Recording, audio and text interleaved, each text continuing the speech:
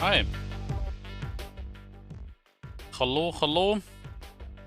Hope you guys are doing good. It's Tuesday. Only one more day and then there's a holiday, isn't that great? And maybe playing Elden then. I hope. Maybe. I don't know. Maybe I don't feel like it. I don't know. But my plan is on playing Elden Ring on that day. So, yeah. But before I do anything on Thursday, we have to get past Tuesday and past Wednesday. Um,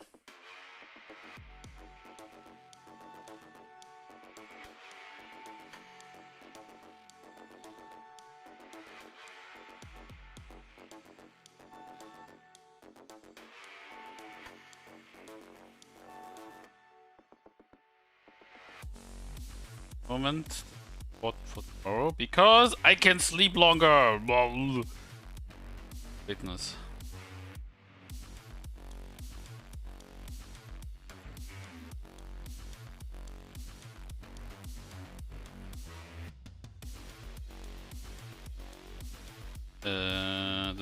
Yeah.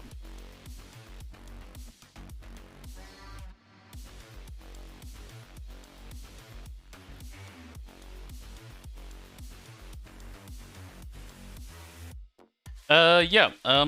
So what I'm gonna do today.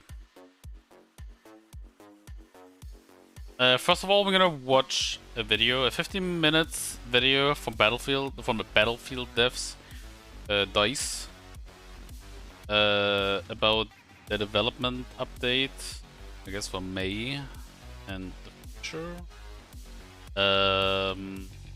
I'm gonna go. I mean, I will. I do still want to play Battlefield 2042. That's why I still have it installed, and I still think it's fun. It's just on a very sad state right. And yeah, they released again a 15-minute video, and I kind of want to watch that and see where it goes. So let me change this, and let's see what they have to say. Hi Wix, how you doing? Do I have it unmuted? I do. Jesus Christ. Over the past few months, we've been focusing on what's next for Battlefield 2042. We've been taking this time to listen to you, our players, so we can focus on improving and evolving the game based on what we've heard. Our updates in this time have seen the arrival of features that weren't present at launch, as well as extensive improvements and fixes. We hope this shows you just how invested we are in this game. So, while we won't be revealing Season 1 today, that's for next month, we will be giving you an overview of what we're focusing on and what you should expect over the next few months and beyond for Battlefield 2042. Well, let's see. Hey folks, I'm Freeman, Battlefield's Community Manager. I'm joined by Senior Producer Ryan MacArthur and Creative Director Lars Gustafsson. Let's start by talking about the main focus areas that we've identified and the types of things we're looking to improve. Yeah, I mean, we spent a lot of time taking feedback from the players, looking at the data we have in the game, and just looking at the game we intended to build. So we've got our maps. You know, how do we bring back those classic Battlefield experiences that allow players to sort of play the classic Battlefield they want? And that's with all the new maps we create, but also how do we address the challenges that we have with the existing maps that we've launched the game with? Our game modes and experiences, how do we add variety? How do This is already. So, okay, maps. I guess there's a lot of maps that are not that great. I've actually seen they will change Renewal, which is, in my opinion, their best map they've done. It's that map where one side is like desert and the other side is greenery. I guess it doesn't have enough cover. I guess on the yeah, I guess on the in the desert area, it has lots of hills where I would say it's possible to like hide from, for example, sniper fire or other stuff. But then there's also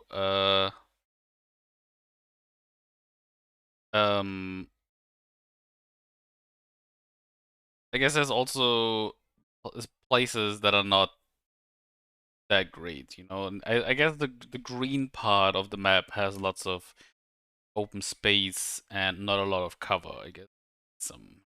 But I still think this one is one of the best maps. And what I'm wondering is, they made all these maps. Have they never looked at like the old battlefields and seen what makes the game great? Like there is so many examples of great maps they could have like maybe recaptured for this game. Instead they didn't. Like okay, it's kind of a stupid concept, but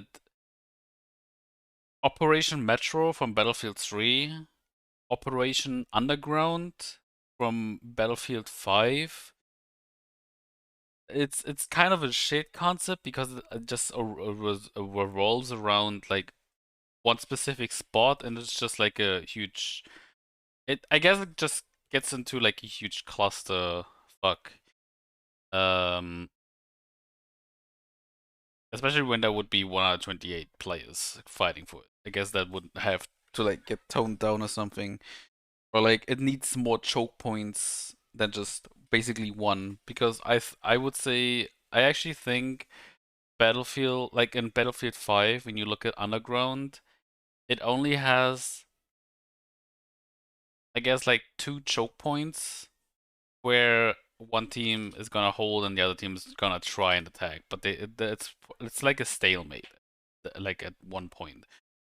And whoever gets to capture the middle section has technically won the game already, unless there's one squad that makes it past the flag in some sneaky way and captures from behind or something, which is rarely happening. It is possible, but it rarely happens. Another map that I would say I don't get why they haven't used that kind of stuff. What was it called? I think Battle to Karkand or something. Actually, Battle to that one. Oh my god, it's Gimme. Back to no, it's not. It's called Back to Karkand, but it had a different name. Oh my god, Gimme also has this very awesome looking artist badge now. Isn't that fucking fantastic? Strike at Karkand was the name. Yeah, so it's kind of funny. This game is so old, but it had like really awesome maps. Like everyone knows, everyone who played Battlefield, I guess, still knows Back to Karkand. And it has a lot of like points, right? Where you can attack. There was also one of those maps that had where if the Americans, like, they start down here, right? And if they manage to capture every zone, I think it's called the MEC was the counterfaction. They would lose, right? Because they had no more flags they could spawn on. But this map was so big for its time. Obviously, it isn't that big anymore when you would probably stroll around now. But this map is so big. It was just fun. You know, there were lots of opportunities to snipe, but there were also lots of opportunity to hide from sniping. There were lots of opportunities for open fights between infantry and even uh tanks. I think this map had tanks. I'm actually not sure anymore. Um, of course, this was an infantry more of an infantry based map because there was no jets or anything, but it was like pretty good. You know, I feel like that was one of the it was actually called MEC, Middle Eastern Coalition. Um, was this USMC? So that was one really great map in my opinion. Um, let's see. Battlefield 2. You not like go to the maps, please? Fuck's sake. Um, Also, yeah, follow Gimme. Awesome. And she's probably gonna stream today, so ooh, you should watch her. There was Dragon Valley, which was a pretty amazing map as well. No refund, Ah! no return. Oh my. Why?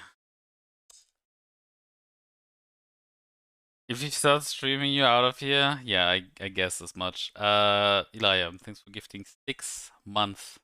Gimme. Thank you very much. For your generosity, you motherfucker. And Gimme, welcome back to the VIP launch of the Grub Club. Enjoy your stay for 6 months. Enjoy the emotes, enjoy the badge. Which hasn't changed at all while. You know, I really need. I'm gonna ask.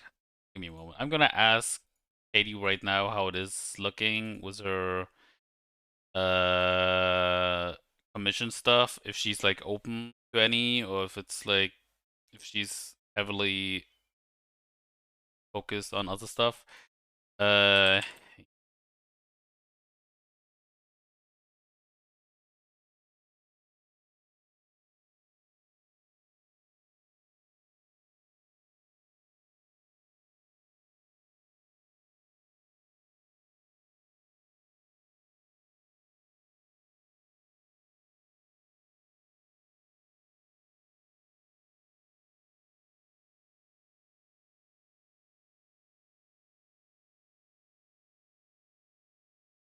Good.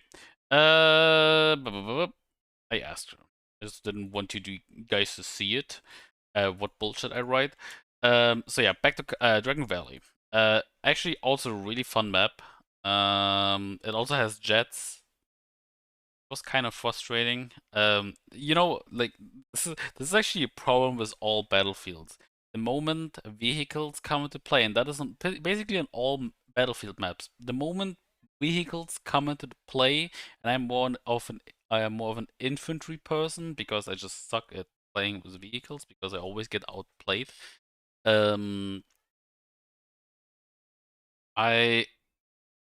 feel sad, right? Because when there's a vehicle in front of me, I already know, oh my god, if he sees me, I'm dead. I'm gonna die. And that always happens with she answered. I'm gonna read that.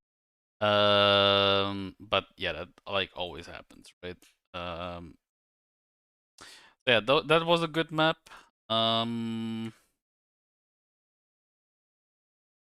else? I like a lot. I feel like Battlefield 2 had a lot of great maps.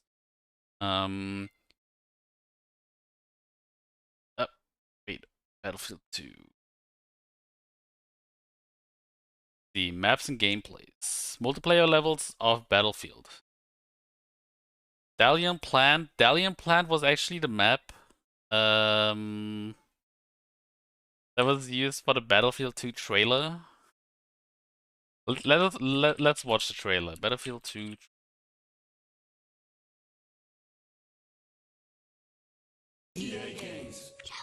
Oh my god. The old Battlefield. The old DICE logo. Holy shit. I think they changed this logo to the current DICE logo when they switched to the Frostbite engine. So I guess with Battlefield Bad Company? Maybe? Initiating satellite scan. Oh! Link establishing.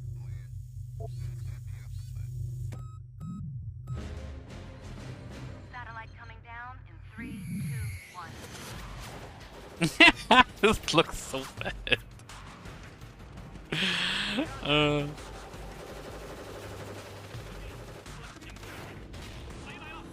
But hey, it had proper voice acting, more or less.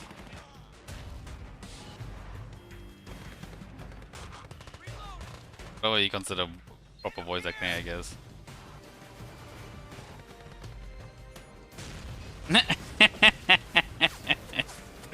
Oh, the physics.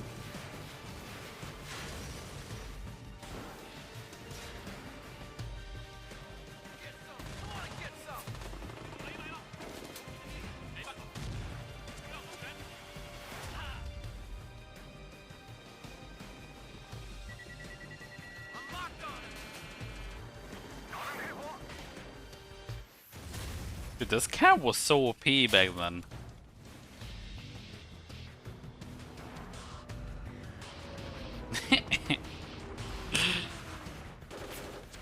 I think this game also already had like bullet drop, which I feel like is insane.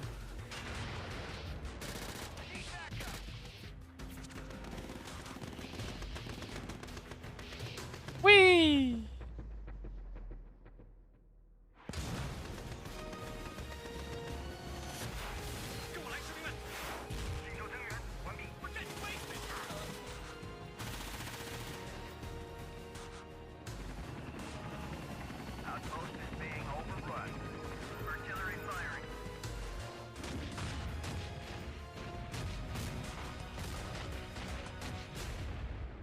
Pew pew.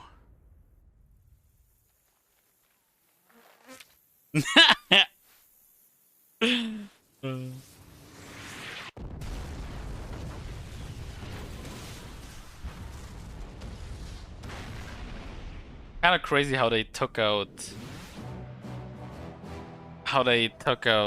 the commander position. I think it was an interesting addition to the game. You know, that there's someone who can like call in artillery strikes from like for himself, like for the whole team. In Battlefield 1 and Battlefield 5 they brought it back. I'm not sure if that existed before that, but I know in Battlefield 5 they brought it back with like that phone you have where you can call in a V2 rocket, for example, or an L what's it called. Yeah. That was Dalian Plan. I think that was an okay map. The King Oil Field. Oh, wait, what is this one? No, wait. Wait, which one was it? People's... Oh, it could have been both. No, it's this one. Okay. It's this one. It's this one. So, King Oil Field. Saw on the trailer. This one... I actually do remember this one, but I think it was okay. It was okay. Dragon Valley, Fushi Pass. This one was okay. Gulf of Oman. Oh my god, Gulf of Oman was really good opinion. Should have bought that one back. Well. It also had the very cool addition that the Americans, for example, had to start from what is it called? I forgot the name of these. The transport ships that bring in jets. I only have the German name in my head right now. But yeah, so yeah, Americans had to like start on this. In my opinion, kind of cool. Highway Tampa, I think was okay. Actually, it was okay. It was fine. Cooper Dam, I think, was kind of cool. Had like one choke point, which was, well, a dam.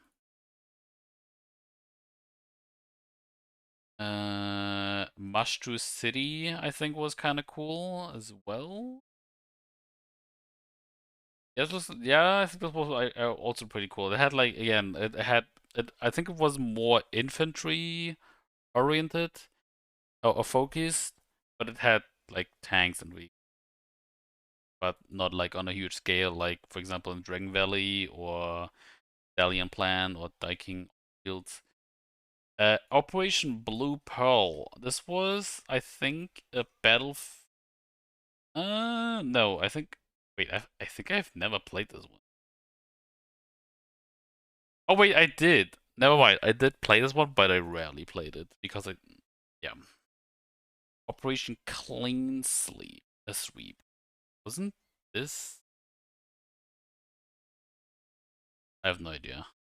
I think I've played on this, but yeah, there were some maps that I've just never really played on. Road to Jalalabad was kind of cool. That one I liked, I guess. Yeah.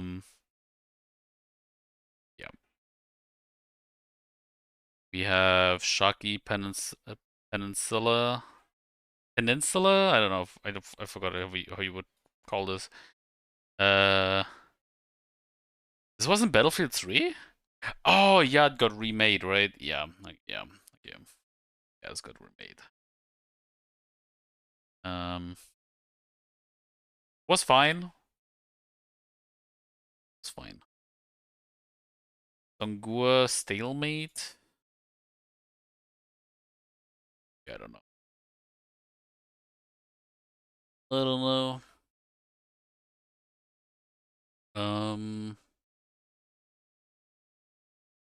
Then we have well, Wake Island. I don't necessarily like Wake Island because well, I think maybe it was better in Battlefield 2, but in Battlefield 3 and in Battlefield 1, Battlefield 5, both these maps didn't really capture the feel of it, I think. I don't know, I think maybe I was just never big with Wake Island, but I know it's like a fan favorite. But I don't really like it. And then we have the Tar Wetlands. What is this? Oh, this one.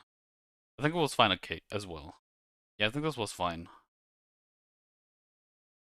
Dude, and this right here. This is just the lineup for Battlefield 2. And now look at Battlefield 5. How many maps do we have? 7? Crazy. And we had the first expansion, which added 8 maps. Then we had the second, which added 3 more. And some other. I feel like I've never heard of. But yeah. Shame. Anyway, let's keep watching this. How do we add depth? How do we add differentiation across all of the modes in the game? The core gameplay, sort of that really tight through the gun experience. Obviously, there's been a lot of feedback around specialists, gunplay, soldier movement, all of these things that sort of really make that tight Battlefield experience that our players love. And obviously new content. When's new content coming? What type of content can players can expect? How does that new content need to change and adapt to the learnings we've got from our players and the feedback we've got from our players? Ryan, let's start with this first section of maps. What are the changes that players can expect to see? And really, when are we expecting to actually bring them to the game? You're going to see the first of these changes with the launch of Season 1. So the Season 1 map, it's probably my most favorite. And Lars will tell me it's because I'm Canadian, but I think for me, I mean, this map is different from the other 7 that we created at launch. It's got a ton of verticality. It's got good space for vehicle play, but it's also got the and Lars will tell me it's because I'm Canadian, but see. And really, when are we expecting to actually bring them to the game? You're going to see the first of these changes with the launch of Season 1. So the Season 1 map, it's probably my most favorite. And Lars will tell me it's because I'm Canadian, but I think for me, I mean, this map is different from the other 7 that we created at launch. It's got a ton of verticality. It's got good space for vehicle play, but it's also got those things that make a Battlefield map great. When you look at how this map plays, it's at the level we expect from ourselves as game makers here. You know, on every map we make forward, moving forward with beyond Season 1, you start to apply these new standards we've set. But also the team has done a real deep dive into the maps we created for launch. Kaleidoscope is the first one we're going to see. So late in Season 1, you're going to see a reintroduction of Kaleidoscope that sort of has, the things that we see our players really craving at the moment. Let's take a look at that and have a look at some of the changes. On Kaleidoscope, we've revised areas across the entire level, adding more cover, creating new flank positions. what changed? We've revised areas across the entire level, adding more cover, creating new flank positions, almost the and same. improving the flow across the whole map. Cover and terrain has been raised, Hi, and Hulk. new forward operating bases have been added to increase Oh boy, close quarters that looks Cover and terrain open. has been raised, and new forward operating bases have been added to increase close quarters combat. Oh, well, it has Not more only that, cover, I but guess, we've made but sure the more of the trees are new gone. assets that we've used on this map benefit from increased destruction, helping to change the battlefield more drastically throughout the rounds. Let me show you around the changes we've made. In the park, we've installed a forward operating base, heavily fortified. Oh shit! This is Okay, great to this is a defend huge and change. a challenge to attack. At the data center, we've increased the number of defense points, ensuring that when you're fighting here, you're fighting for every inch. Each Okay. entrance is now better protected, and we've helped to improve line of sight breaks throughout the area. At the tower, you'll find the second command and control base. In Breakthrough, Okay. this is a crucial flag with a much clearer front line and more cover for attackers to use in their advance. Over at the park, we've ripped out the walkways and created more cover. You'll find that the infantry experience has improved here, adding a giant tree and making the gazebo smaller to create a stronger defensive layout. And now, while a little earlier in the process, let's take a look at Renewal and how it is that'll play when it arrives in Season 2. Oh boy, Like renewal. with Kaleidoscope, the whole map has been reviewed with the intent set on improving the infantry and CQC experience. Flags are much closer, with What the out-of-the-way fuck? sectors cut entirely from the battlefield to improve the flow of combat. There's all new assets deployed across the map with improved destruction and much more of a battlefield feeling than we had at launch. Over at the solar station, we've revised the area to include much more cover, huge concrete barriers, sandbag walls and shipping containers, saving the warehouses as the best place to take shelter from the aerial assault. Out in the desert, we've reworked the terrain to help create clear paths for infantry and vehicles. There's improved line of sight blockers that let you move with more purpose between the flags and help to The better changes direct the here don't action really into seem clearer that big, front lines. but The battery farm has been simplified, reducing the number of possible angles of attack and increasing cover where it's needed most. Up ahead at the checkpoint, we've fortified the farm side, allowing attackers to move more strategically in their advance, with Yeah. vehicles providing your best method of attack. Just watch out for the traps defenders will place in wait. At the Senesco building, expect a lot more fortification and cover that will need an overwhelming display of force to assault. The interiors have been reworked with new storage areas that give plenty of cover for defenders and improve the close quarters combat action once you get inside. Corridors are full of more line of sight blockers, making them viable defense points, including new lines of sandbags across the windows. We're hard at work on more improvements to Renewal, and we'll have more to show about the changes we're making. I don't know if this is like enough, you know, like I mean, okay, to me this doesn't really matter because I think renewal is still the best map they have game. Just that's my opinion. I like that map the most. It has the best visual style in my opinion, and you can traverse pretty well.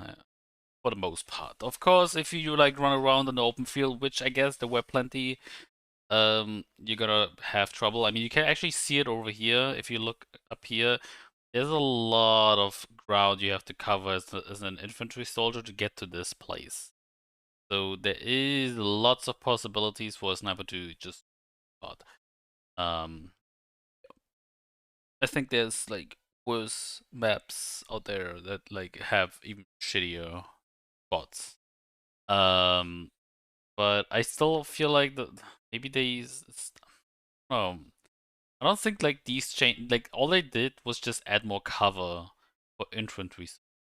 Now the question is that enough to change or like to make a map better, or do they like have to go back to the drawing board and like revamp maps from the ground up? You know, like totally change it. I don't know. When these updates land in Season 2. Let's talk about our next big focus, which is game modes and experience. What are the types of changes we're looking to bring here? It's two key things. One of them is about, variety and depth of what you play. And the other part is more around the available options to give you a better understanding of what you're getting yourself into. And in order to get this, experience the best possible, we've decided to kind of unshackle ourselves from the 128 players mantra that we had for this game. 128 players will still be there, and it's great for some modes, but not everywhere.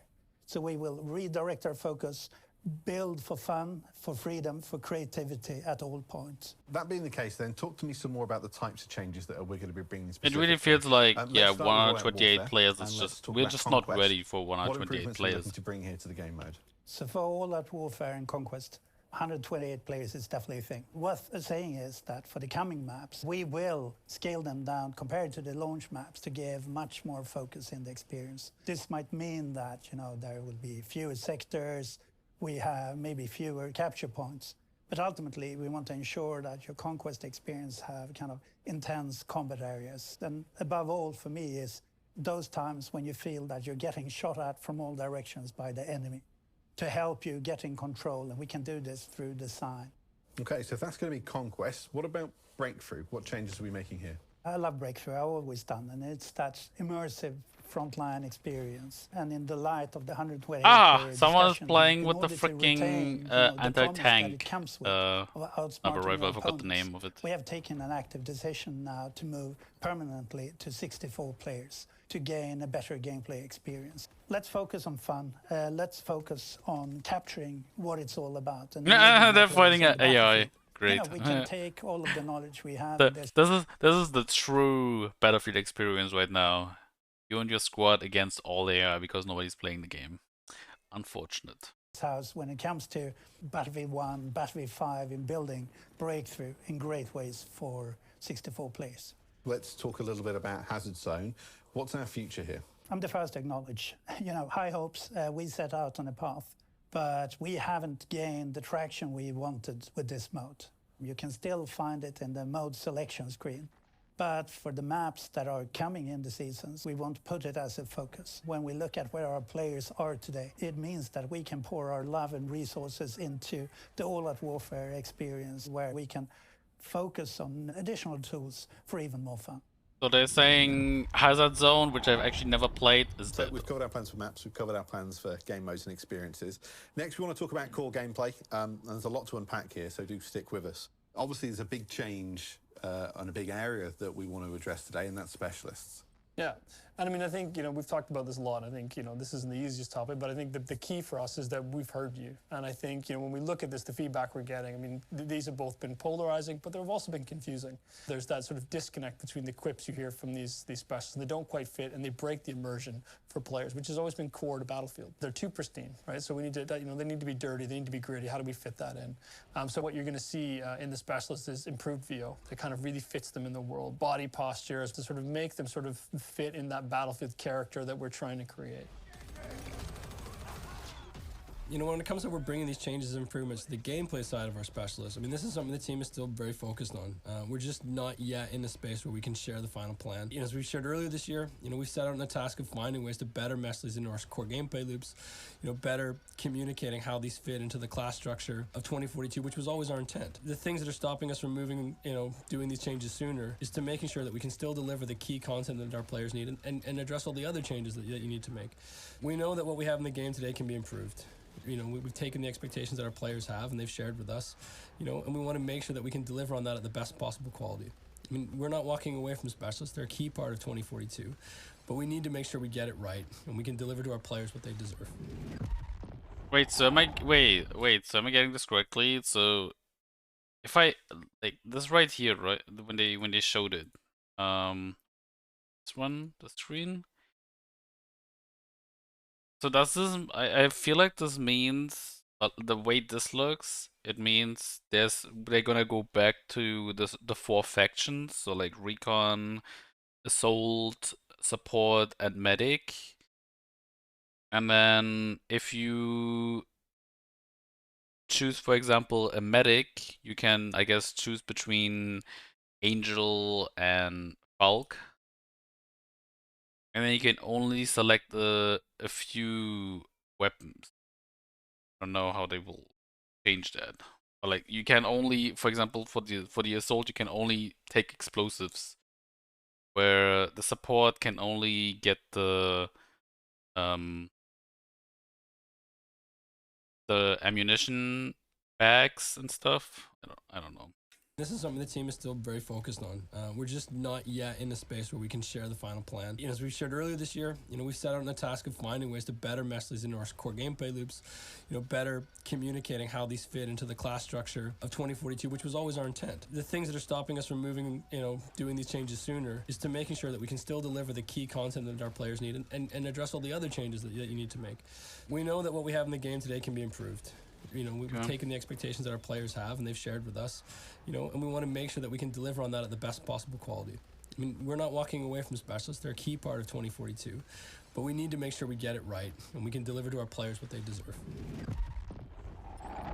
Gunplay. Now on to Gunplay. Naturally, you'll have seen loads of updates and improvements that we've helped to bring to the game over the last few months, but particularly with our most recent update last month. But there's some longer-term plans too. Lars, do you want to talk us through them? Definitely. You'll see more vehicles, weapons, gadgets. While this is happening, we'll have a continuous focus on the balance of our weapons across the board. While we do have the plus menu, attachment system, I mean, that one definitely helps you to take each weapon and give unique play styles within it. We have also started an initiative where we are cherry-picking a number of classic weapons from Portal to be able to rework these to be brought into the all-out warfare. So more weapons up to the standards across the board. Weapons, guns. Do I need to say more? So they're basically bringing all content into Next, we're going to speak about movement and the polishing updates that we're helping to bring to the game here. In July, as part of Season 1, we've got some big updates coming to how our traversal kind of works. So let's take a quick look at that. Our goal is to improve the readability of body motions in third person and making our soldier animations look more alive and believable. A great example of this is disconnecting the aiming from turning.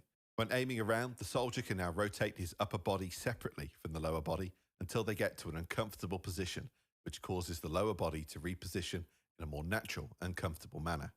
Another example of this includes several improvements to changing directions when either running around or sprinting. Portions of the body can now lean towards the direction of the movement, which makes for nicer looking animations as well as more natural and predictable movements. We're looking forward to showing more of what we have in store in the future updates. Playing together and staying easily with squads is, of course, vital to anyone playing Battlefield. And so getting team play where it needs to be, that is something that we're working on. What have we got planned, Ryan? The team is looking quite heavily at how we can pull those things together. How do I make building a squad easier?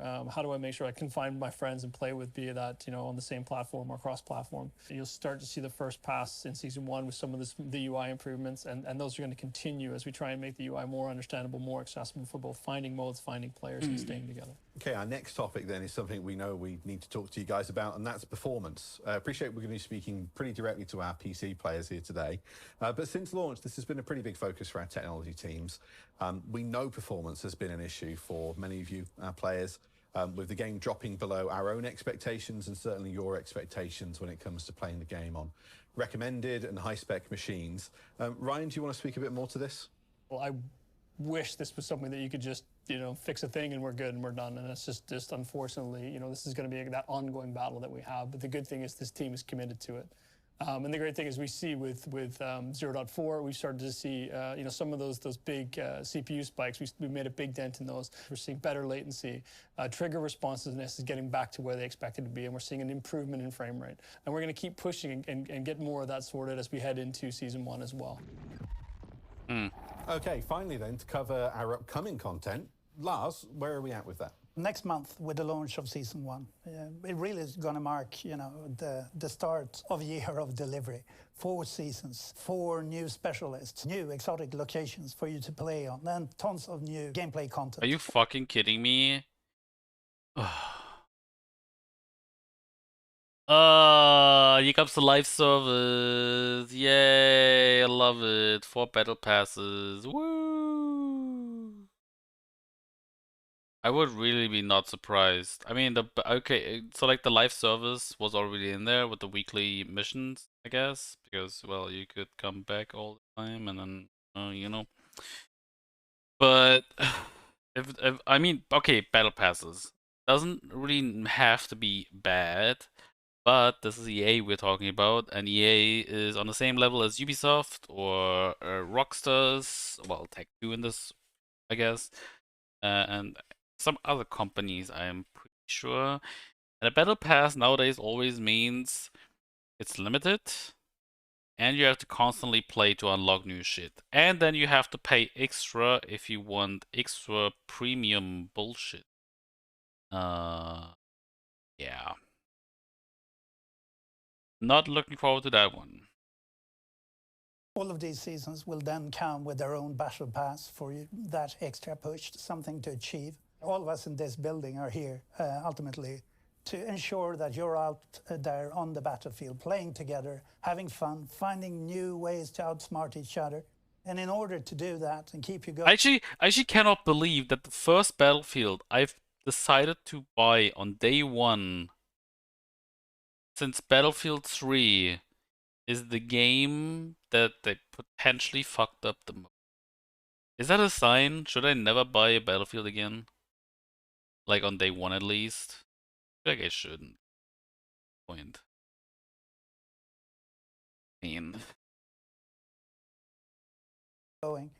we are committing to more weekly missions, to new featured experiences, to new community spotlights, more to keep us all happy and going on the battlefield. So that's our 4 areas of focus for the future of Battlefield 2042, which I'll help to summarise here before we hear from Ryan one final time. Maps, we're making sure that we're reworking both our existing maps, starting with Kaleidoscope as part of Season 1, to help address some of the issues and frustrations that I know we've talked a lot about over the last few months. Experiences and game modes, we are unshackling ourselves from 128 players. You'll still experience it in Conquest, but do expect to see that with Breakthrough, we're moving down to 64 players. So that we can help to really drive the focus into the fun that we have in Battlefield 2042. With core gameplay, there is a lot to unpack here, starting with specialists, but also the improvements that we still have coming to gunplay, to team play, to UI and UX stuff. That seems like this is more like it really just. Wait, That you I'm can looking read at about over on the Battlefield website. And then finally, new content. It's coming soon. We have our new season starting next month, and that is going to kickstart a whole new year of us bringing new things onto the Battlefield. Now, we'll keep updating you on our areas of focus throughout the year, and you'll hear again from me next month when we come back to talk about the new season with members of the Battlefield team. But before we go, we want to hear from Ryan one last time, so I know you wanted to talk to the players directly. Yeah, thanks, Adam. I mean, Lars and I are here today, and we're really grateful to be able to represent the entire Battlefield team and reaffirm our commitment to Battlefield 2042. The team has made a ton of updates to this game, but we know it's not enough, and we know we need to keep doing more. So on behalf of the team at Ripple Effect, EA Gothenburg, our new studio in Seattle, DICE, and all of the Battlefielders across EA, we just want you to know that we are here. So thank you for sticking with us. And to steal a line from my good friend Lars here, we'll see you on the battlefield. For more, head over to the Battlefield website, and we'll see you next time, folks. Bye-bye. I don't know, man. I feel like this is not enough. You're kind of underwhelmed with this. I also have this open already. So this website like lists everything again that they basically just talked about.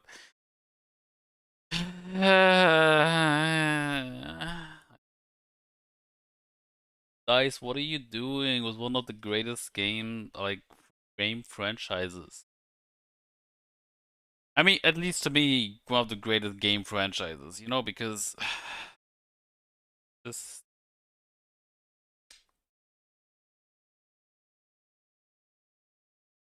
It feels more like they are trying to duct tape something, but the duct tape is like a bad quality. And what are the comments saying here? It's gonna be up the next Battlefield has proper classes back in the middle ground, but proper classes.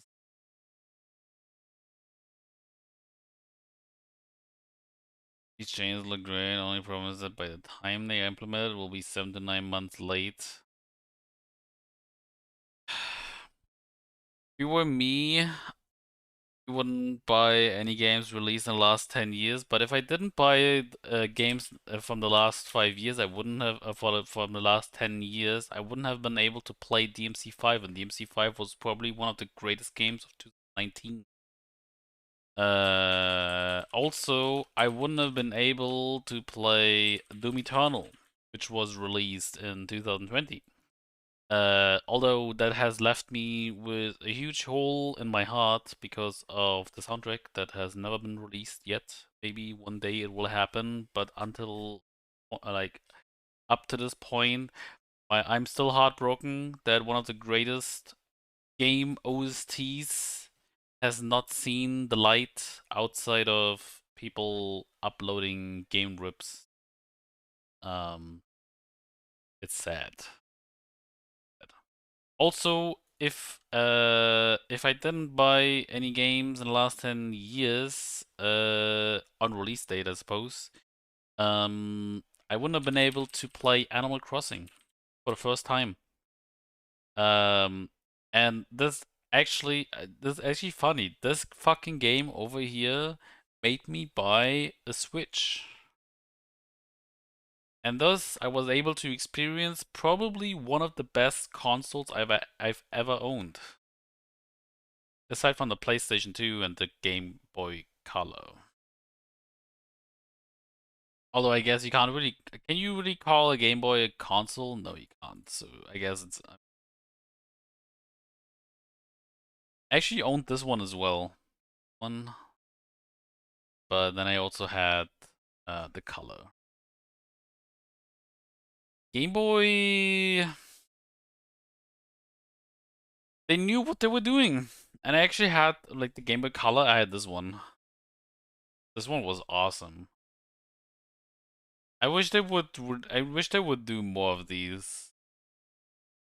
You know, like, I think there's actually Joy-Cons that have this kind of look, where you can look into the Joy-Con, but I think it's not official. But these are fantastic. I don't know why you're not... Should do it again. Do it again. I guess maybe this one is more difficult. Or like it's worse in terms of durability because it's see-through, so I guess it's like yeah, it's probably worse quality than normal one with yeah, like this one. One is probably more robust or something. I don't know though. So I mean I get what you mean, Wix. I know. Like there's like on the other side there's MGS5. Huge letdown. I mean it's okay, not necessarily a huge letdown, but you know, if you compare it to other Metal Gear games, my opinion is that what else do we have? We had Hardline. See, again, another Battlefield. Battlefield Hardline. Nobody liked it because it was... I suppose nobody liked it because it was focused on... It wasn't like the typical Battlefield where soldiers fight. It's more like cops versus criminals. But I've only played the beta of this and it was okay, but I guess I've never really like I haven't experienced why people hate this game. Video games in 2010s.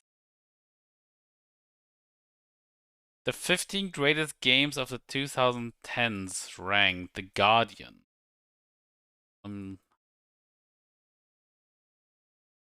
Let's see. Let's see what this bullshit website says. I mean, maybe it's not bullshit. I guess The Guardian is... Is The Guardian reputable? Pokemon Go. Eh. I mean, it's okay. Papers, Please is amazing. For a short little game. XCOM Enemy Unknown is okay. Forza Horizon, I don't really care, but I guess it's good. Spelunky, I've heard it's good, but haven't played it. Galaxy 2, haven't played it. Mass Effect 2, people like it apparently, but I haven't played it. Red Dead Redemption, people like it, I haven't played it. Last of Us, I've played it. I found it very predictable, and I was not that hyped as people's. Watch someone play that, it was interesting. Papers, Please, you mean? Hey, Papers, Please is really good. It's like a cool...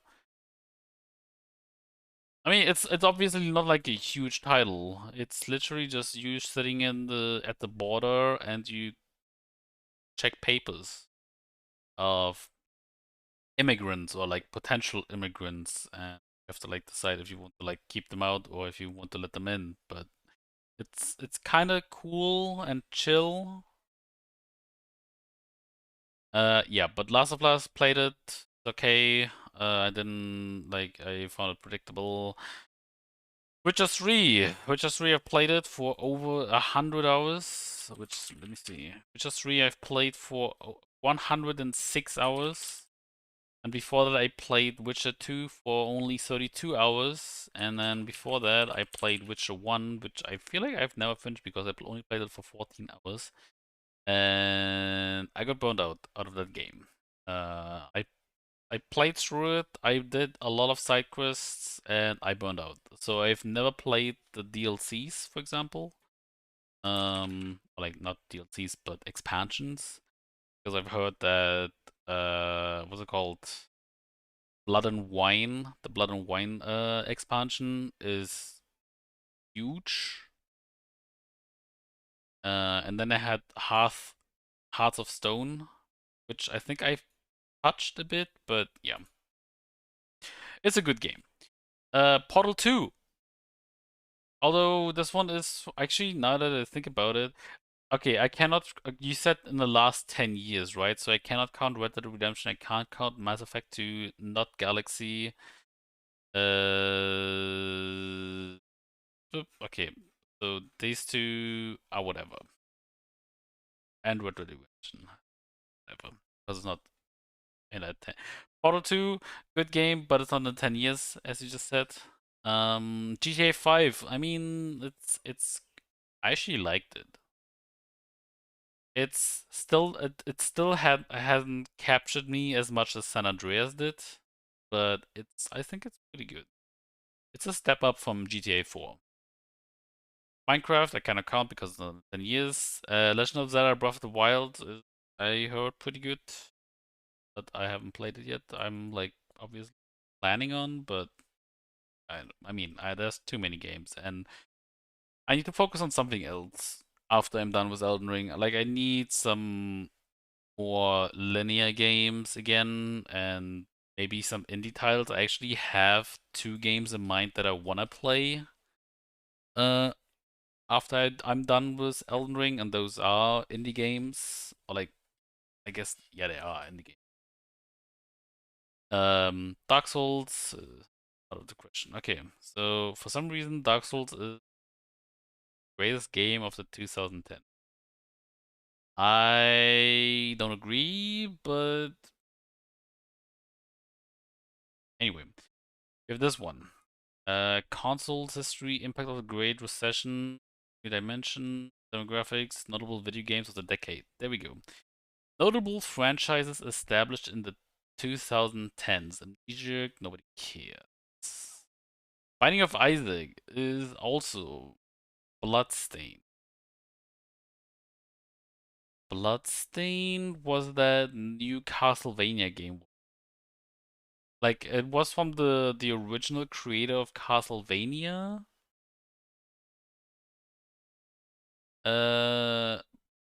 But with a new name, right? If I remember correctly. Sure. Boom Beach. What the fuck is this? Boom Beach is a freemium, massively multiplayer online real-time strategy game. What the fuck?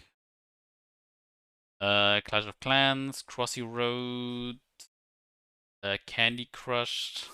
My god. Oh, Cut the Rope. That was a cute game. I played it. Okay, these all suck. Destiny. I guess it was good. Dishonored is supposed to be good. Dragon's Dogma is supposed to be good. Dying Light is supposed to be good. Five Nights at Freddy's is what, like, you know, the typical jump scare game, but a lot of people seem to like it. Fortnite is okay. Very careful with it, but people like it. Hellblade is supposed to be good, which I'm also planning on playing, obviously. Horizon is okay. Like, it's not okay. It's like actually okay, but like I think I lost interest eventually because yet again, open world, you get sidetracked, eventually you forget where you have to go. And then you take breaks, and eventually you're like, ugh, I don't want to go back. I don't know what happened. What am I supposed to do? Where are we going? That kind of stuff, you know? So I just playing it. Neck, I have no idea. People, I think, aren't people like memeing about this? Also, put on some. I haven't forgotten about Disco Elysium, and you hope you're not pestering me, but nah, it's okay. I haven't forgotten about it. I actually, like when I earlier said, I want to focus on more linear games. Of course, Disco Elysium didn't really like just immediately jump to my mind. I was immediately thinking of Control, but if I remember correctly, Control, for example, I think it's a huge game as well, and I'm not really sure if I'm ready for. What I don't want is like a 40 or 50-hour game. I'm not really sure if Disco Elysium is kind of that game because isn't it has RPG elements, right? The moment I hear RPG elements, I'm always like, it might be a long game. Anyway, I only know the guys are like memeing about Neck 2, but The Last of Us, I don't care. The Battle Cats, I have never heard about that. Life is Strange, you might be weirded out, but I didn't really hate Life is Strange. I think I even have a physical copy of it. Check. Did I get the physical copy of it? Oh yeah, I did. I did. I'm not sure if I bought it. Did I buy it?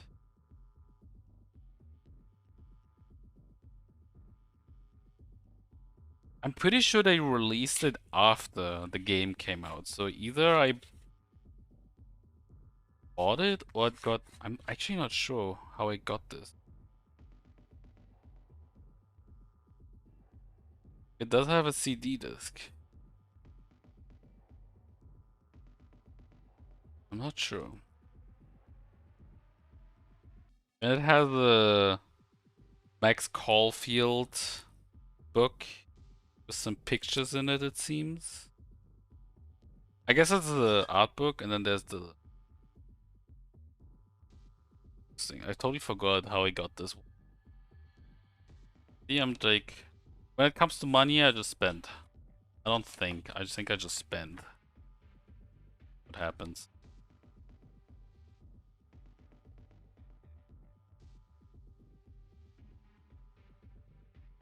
Oh boy. I ruined it.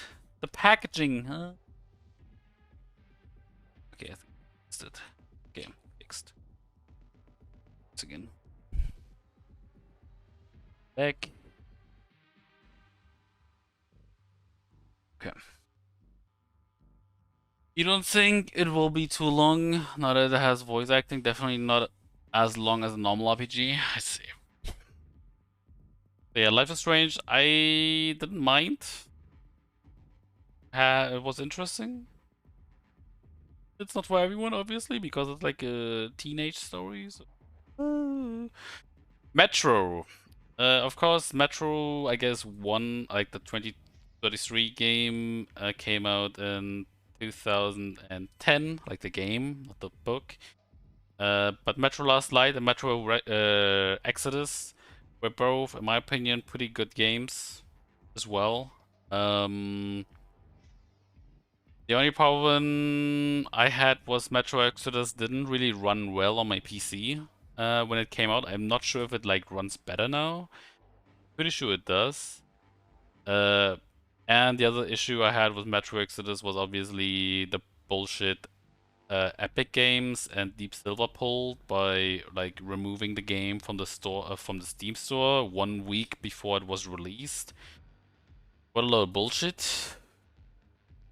Oh my god, it's just another store. Yeah, it's another store, and also forces you to use another launcher. And I know launchers aren't really that big, but another launcher means I have to get another account. I have to, well, use...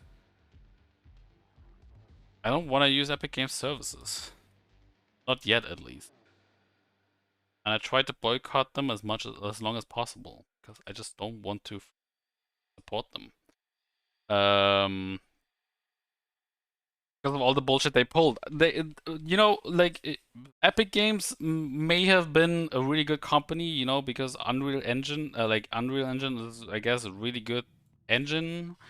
And it's like being used in all kinds of different fields, even outside of gaming. It's used for movies and TV series, which I guess is pretty cool that gaming engines or game engines got this far. And like Unreal Tournament is a fun game, but it's kind of weird how they went from multiple games. Let me actually see. Epic Games went from like being known for Unreal Tournament.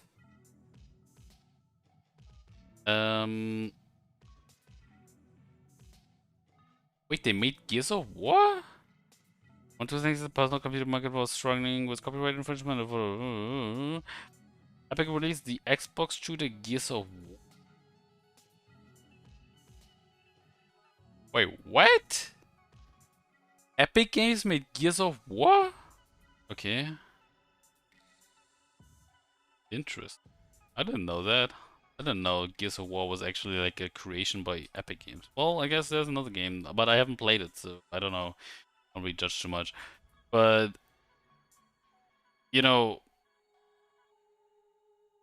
all they're doing, they're still riding the success of Fortnite, which I mean is totally fine from a business standpoint. Where you're gonna milk that shit as long as possible. But it's weird how like Epic Games literally refocused all their money on Fortnite. They killed their own MOBA game for it. I think it was called Paragon. They killed Unreal Tournament for it.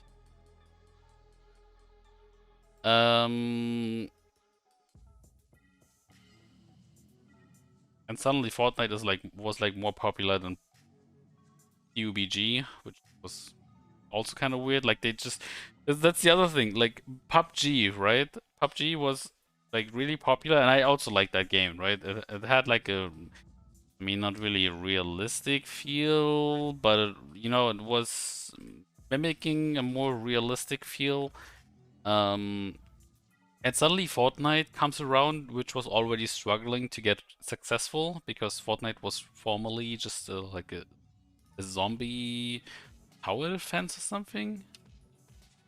I think it was a like a zombie tower defense game, and it wasn't really getting traction. And then suddenly they just released their own battle royale game, which we obviously know they only did it because they realized, oh, battle royale seems like a genre we can jump in on, right? Cash out, or cash in on, and they did, and it worked, and Fortnite became one of the biggest successes, I guess, since Minecraft. I feel like Fortnite is like was like the next kind of like it was like the next Minecraft experience. In terms of success. And then they released the Epic Games Store, and don't get me wrong, it is totally fine that Steam has competition, and I guess Steam and Valve should have proper competition, so Steam like finally gets some updates to their user experience, how they like to call it nowadays, and in programmer language, the UX, which I actually didn't know UX like actually stood for user experience, but now that I know, it's kind of weird. I always thought UX was kind of like the something like user interface, but for some reason now it has an X. Anyway, so yeah, Steam, like Valve needs to work on Steam. Like it needs updates, especially because of how different the parts look. Right, the store looks completely different. You just look at it. The store looks completely different to the library. And yeah, and I think even the profiles, like the community profiles, look different again, right? Like this also looks different. This also again looks different. Like it needs some. They need to like. It needs to be a Steam 3.0, basically. But yeah. Anyway, Epic Games released the store. And what I already didn't like about the Epic Games Store was they like tried posing as the good guys, you know, like they are gonna change the industry and we're gonna do everything so that the devs are good. And in like when the devs are good, then the customers will have a better experience as well, which I haven't really noticed yet. The only thing I notice is that Epic Games just like every week or every month gives out new games or like gives out games for free, which I feel like most of the people already should have owned, but some people don't. Then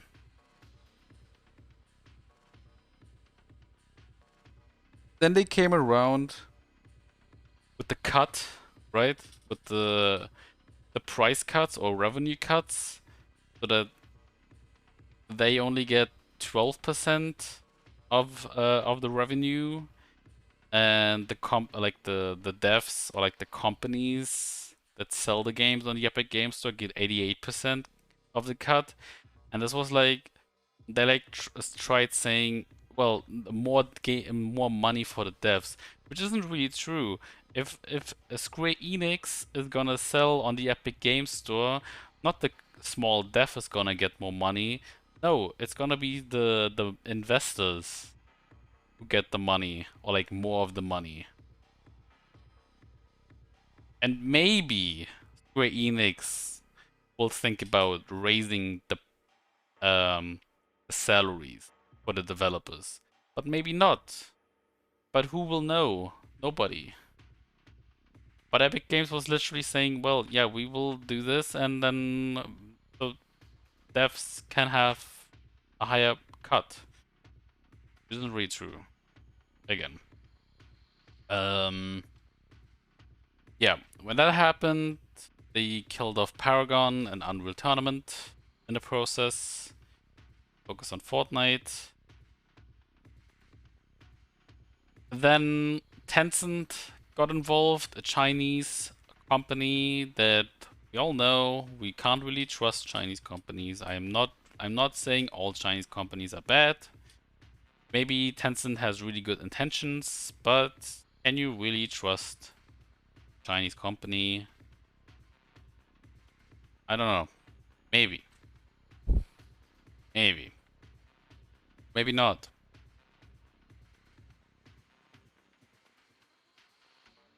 Now, some people are gonna say, okay, you don't trust a Chinese company with your data and stuff, but you trust an American company. I know it's both bullshit, but I mean, I've been living with Steam for almost my entire life, so I guess I'm used to it.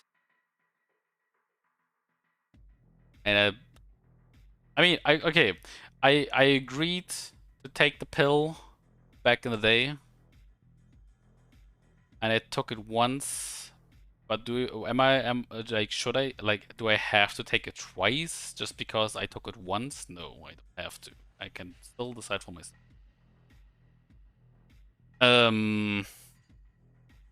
Yeah. Anyway, we were at games, right? Middle-earth: Shadow of Mordor is a good game. I would like to play it again.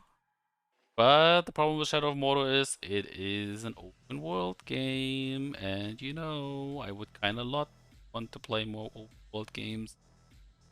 Nino Kuni, I think if okay, this one is from 2010, so it doesn't really matter. Neo, well, kind of like a Dark Souls, so it's okay. I played a little bit. I've never finished it. It's okay. It has the advantage that it is like Japanese oriented, so you know there's like Japanese architecture. It's set in the Edo era. It has katanas, my weak spots. It has samurais, my weak spot. Yeah. Outlast, don't really care. I hate it because it's just a jump fest game. I should still play it, but I kind of refuse to play it. Overwatch, good game. I played it for a while, grew out of it. I still think to this day this is just another Team Fortress. Just like different packaging. I know it's not just Team Fortress with different packaging, but I just like to say it. Okay, it is. I mean, they have Junkrat, a guy who has a grenade launcher. You know who has a grenade launcher in TF2? The demo man. Exactly. He has actually 2 grenade launchers. Get fucked, Junkrat. Tracer. Super fast. You know who's super fast in Team Fortress 2? Exactly. Scout. Bam. Farah. I think her name was Farah, right? The girl with the rocket launcher. You know who has a rocket launcher in TF2? Exactly. The soldier. I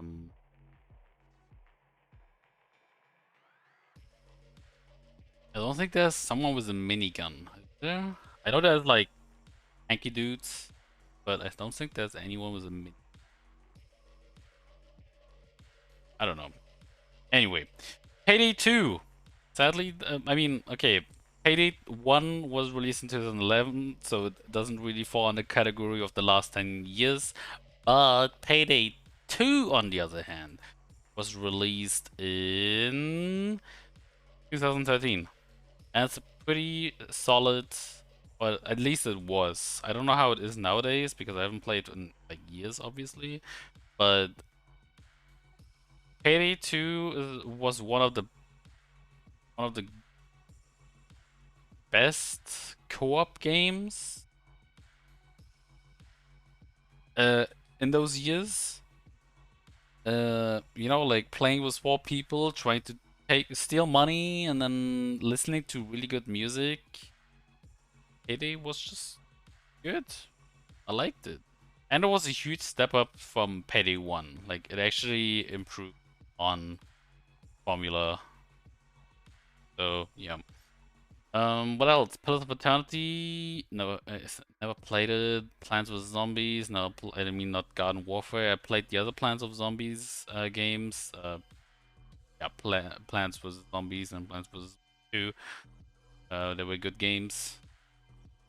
PUBG, obviously, I liked it. It played good. It had always issues with performance. Like when I first played it, technically it was really garbage when I first played it. Like the performance was horrible.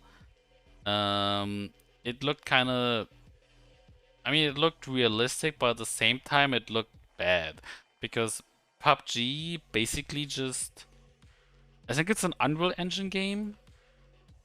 Yeah, it's an Unreal Engine 4 game, and the way it looked like was basically it looked like they just used stock assets from the Unreal Engine store and then put that together, or like piece it together, and then they made maps out of it. So, you know, it could have been better. Project Cars I've heard was pretty good for a racing game. Puppeteer, I have no fucking idea. Oh, that rhymed. Rage, don't care. Skylander, Slander. Yeah, it's a free game and people liked it and it, like left a mark kind of. Splatoon, I've heard is really good. State of Decay, I've heard is decent. Super Meat Boy, Unravel, I kind of want to play as well. Maybe that is a game I will play next. I'm pretty sure I have it right on Steam. What? Oh, I don't own it. Maybe on Origin I have it. I don't know. Temple Run. Oh my god. From 2011, yeah, but Temple Run. I did play it quite a bit. Fucking Temple Run. Jackbox Party Pack. I actually own, I think, all the games now. Jackbox.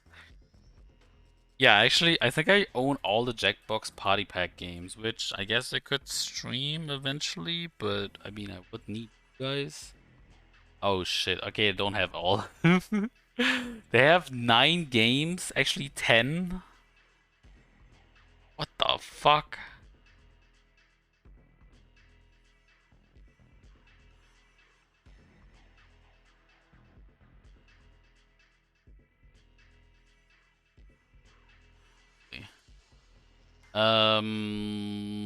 Titanfall I've heard is pretty good, but I've never played it. I mean, I did the demo, the beta, but yeah, like single player. Evil Within is supposed to be good. We have that. Evil Within.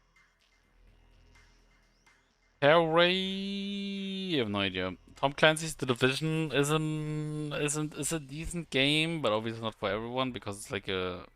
This is the funny thing. Even Division is kinda like Diablo, but you know, like it's a farm game, right? You just go in, farm, get better gear, go to the next kind of dungeon, like old dungeon, farm again, hope to get better gear, equip, and like rinse and repeat. Basically the Diablo formula. Unless there was something else before Diablo, but I guess it was, but I only remember Diablo in this kind of scenario. Anyway, I think it was decent, but it's water, no idea. Walking Dead made me tear up a little bit at the end. I still wanted to play the other Walking Dead games. I actually have like pretty much all of the Walking Deads. I have Walking Dead 1, A New Frontier, Michonne, or Michon, I don't know how you pronounce that. I have the season 2 and I have the final season. But I never really got around to it because if I want to play it, I feel like I should play all of them again. And the problem I have with that is I can't have the same experience I had when I first played through it. I'm not really sure if I want to like go games again. But I don't know, maybe. The Dark Pictures anthology is I think the new, it's like the series by Supermassive Games who made Until Dawn. But I haven't played it. I think it's okay. I'm not sure though. Watch Dogs. Watch Dogs is a good concept. Like the hacking and stuff, but I think it's badly executed and like suffers from the Ubisoft syndrome. World. All you need to know. Xenoblade Chronicles, no idea. Yokai Watch, no idea. Okay. Highest grossing games. But this isn't from 2010, what the fuck? Highest grossing video games of the 2010s as of December 2019. But this game doesn't count because it was released in 2005, what the fuck? Crossfire as well. League of Legends. What the fuck? Fortnite. Okay, Fortnite counts. Monster Strike.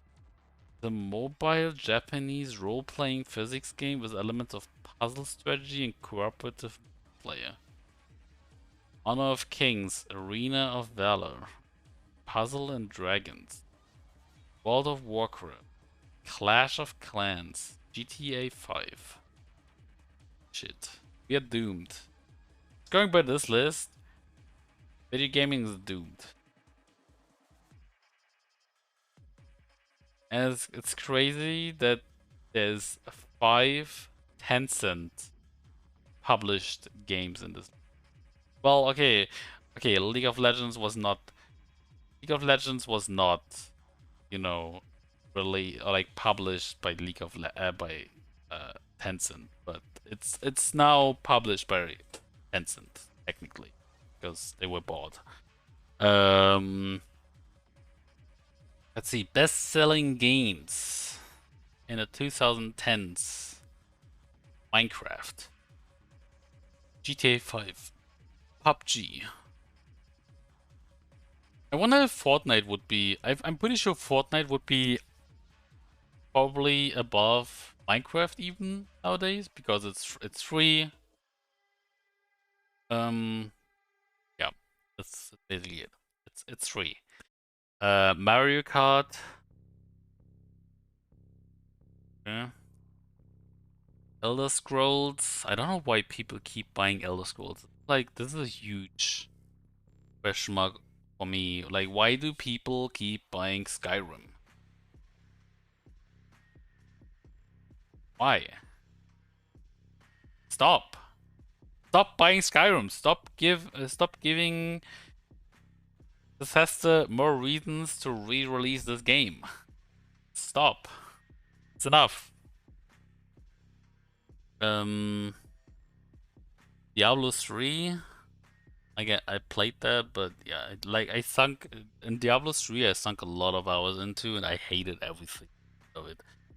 I don't know why I kept playing. Terraria, good game.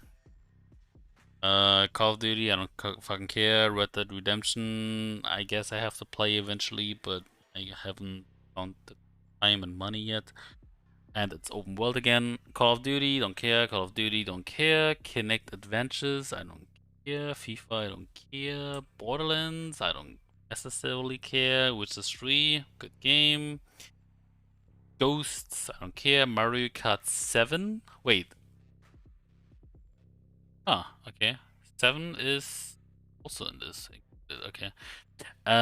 Before I continue though, you're gonna listen to this music, and I'm gonna go to the toilet real quick. Because I really need to. Be right back.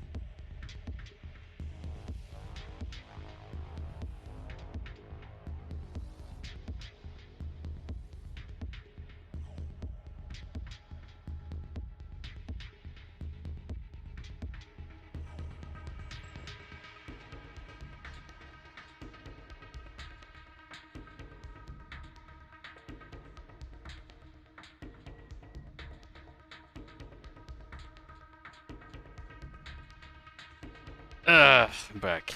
Okay. You know what? I've been thinking. We've been playing this. We have been doing this for quite a while. So now I basically proved to Wex that gaming in 2000 in the 2010s, or at least in the last 10 years, wasn't that bad. It has some bad bumps, but that. Anyway, time to play that one game. Time to finally play that one game that I've been wanting to play the whole time. Until Mr. Wix stopped me from doing. No, it's not it. But yeah, we're gonna play Observation Duty again because I haven't finished that one. Also, stop downloading NVIDIA. What are you doing? I didn't mean to. Oh, I accidentally clicked on something from the NVIDIA GeForce Experience and now it's like downloading stuff. Stop it. Okay, we good. Okay, a small dip. Okay. Let's go.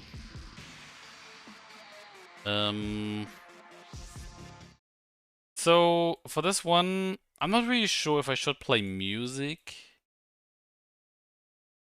Or if I should just leave it like, you know, without music.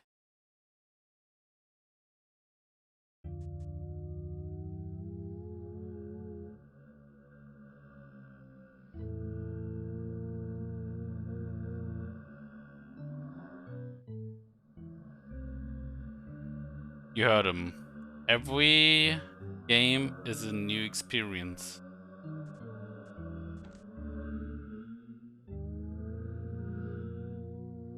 So, before I start, here's an explanation again about this game.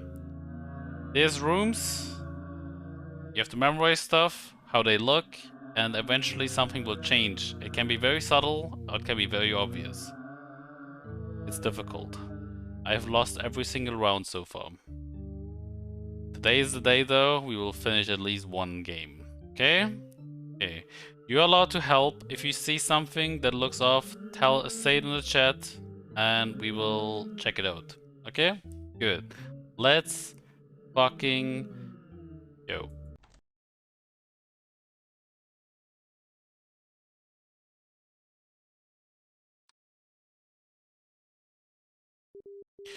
Obviously, I already know how to how most of the rooms look, so I'm just like more or less skimming through them.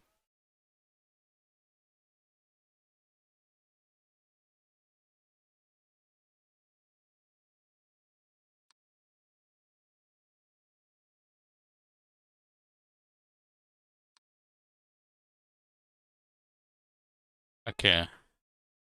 I think I remember everything now. Hello is here, more straight up than this one. There can be an intruder down here.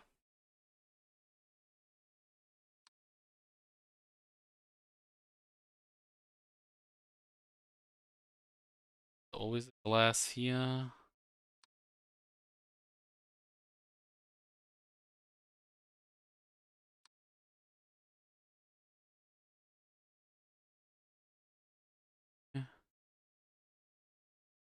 Outside looks fine so far.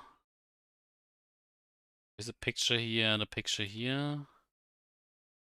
Chairs are still facing the right direction. There's always a box here, it seems.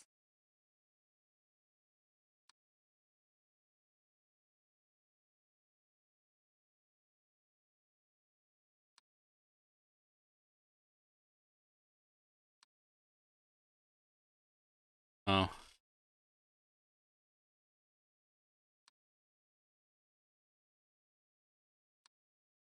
Nothing is changing. What is happening? I hate this.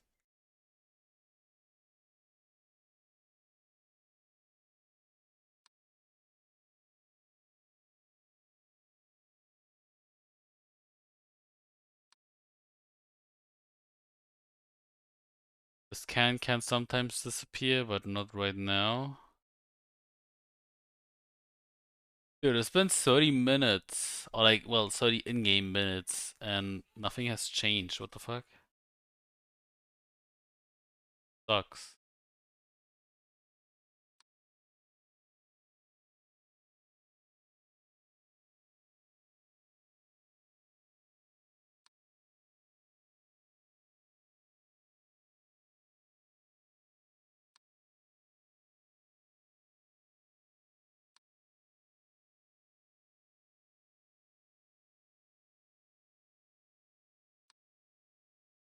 The fuck?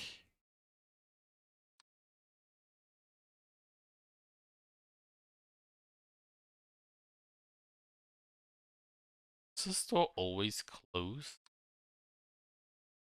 Living room open.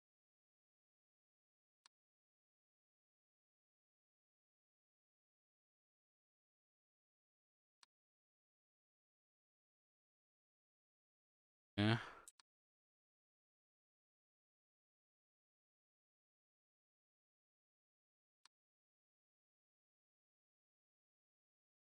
Why is nothing changing?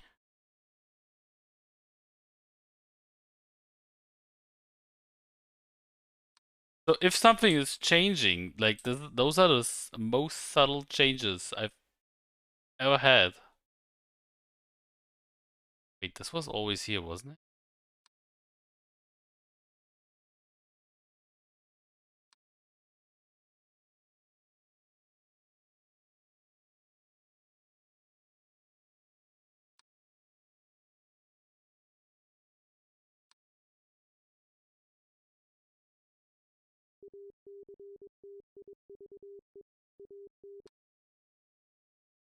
What the fuck? Those are the most subtle changes ever.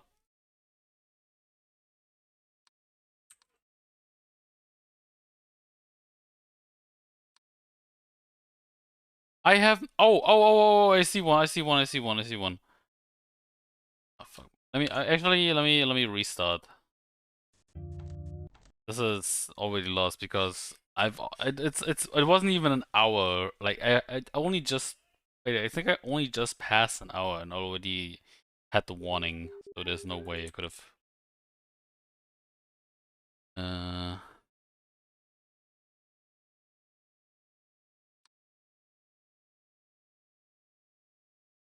Was always here.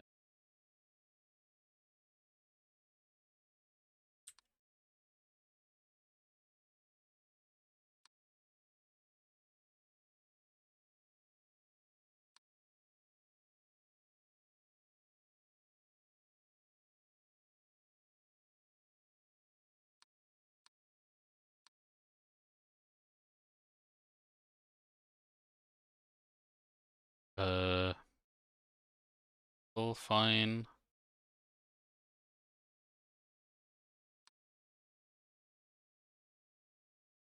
This is still.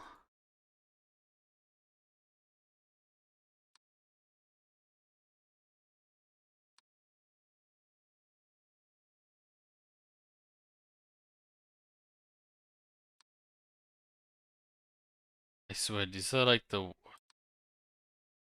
games being weird. Like so weird.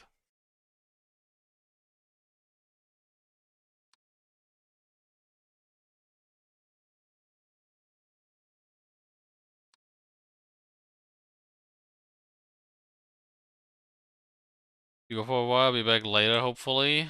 Have a good one. Being here.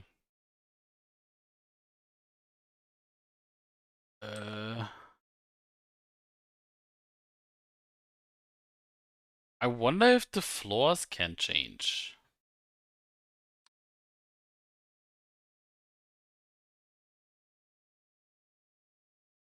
No, I don't know. Oh, I see an intruder at the ground level kitchen.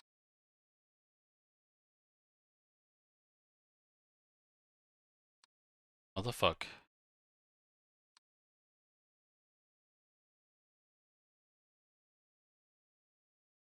Wait, what?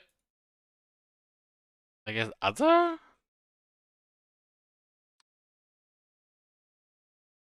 How is that not a... How is that not... Okay, well, I guess other. I mean, I guess it makes sense that it wasn't an intruder because, well, it's just like freaking out, right? The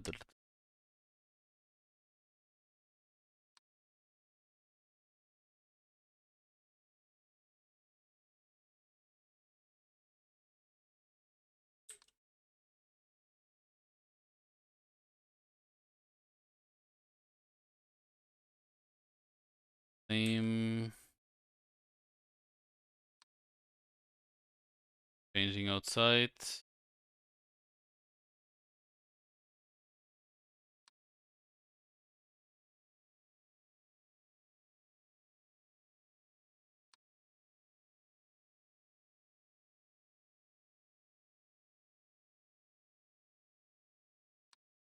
There's a still positioned the same. Glasses here. Oh, object movement in the toilet. Yeah.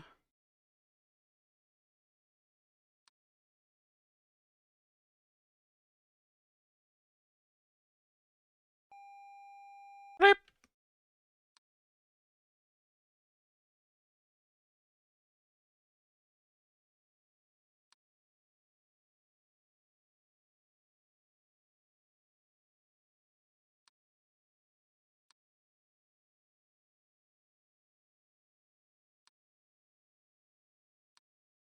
Oh, light anomaly in the living room.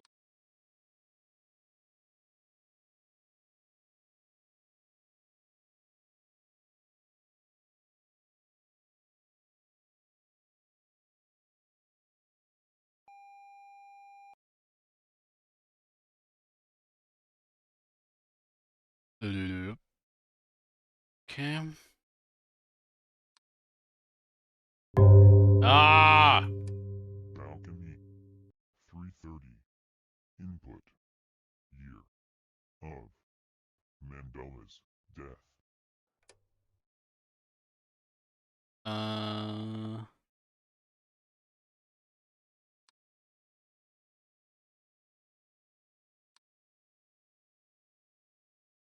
There's sometimes like a puppet couch or sofas or whatever the fuck that's supposed to be, but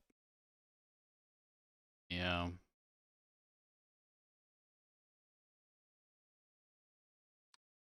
I'm gonna do object movement in the bedroom.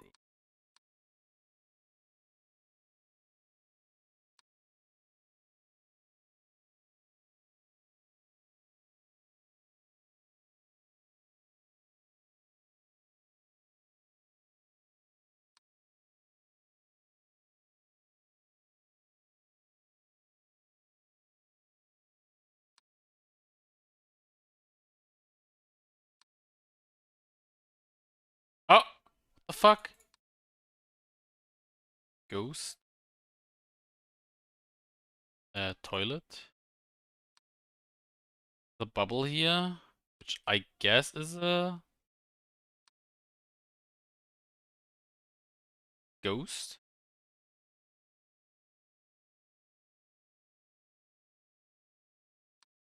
I guess extra object?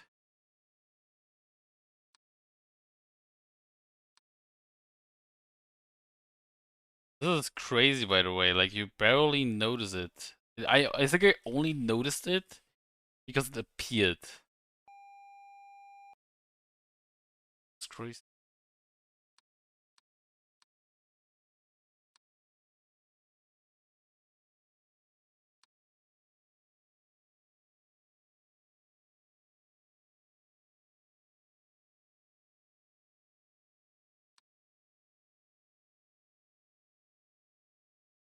Okay.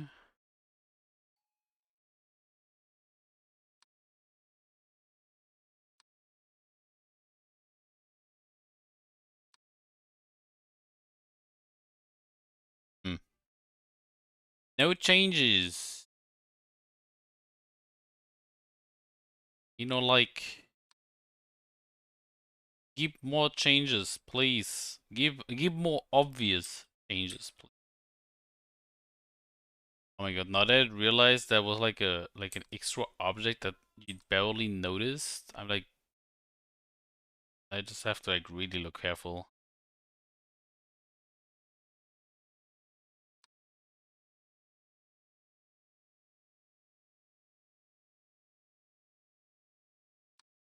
But everything looks fine. Yes.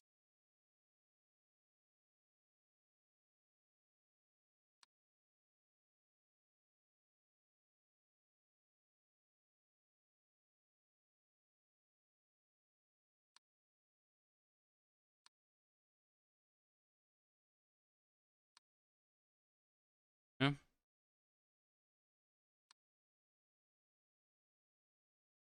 Floating ball yet?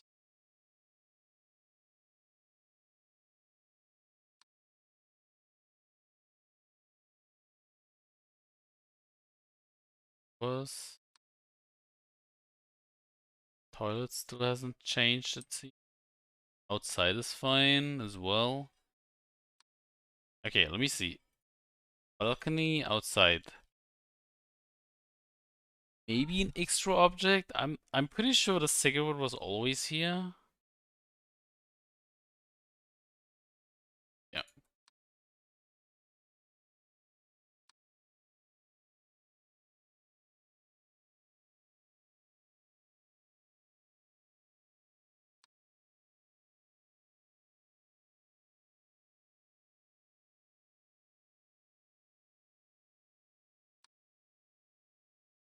Oh! Object movement in the toilet. Actually, the toilet itself. Get him. Stop moving.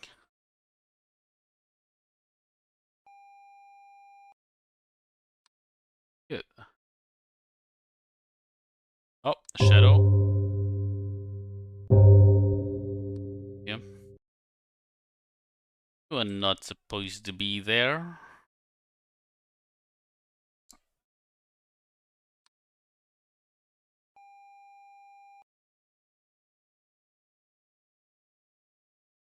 Yeah. Also looks still fine.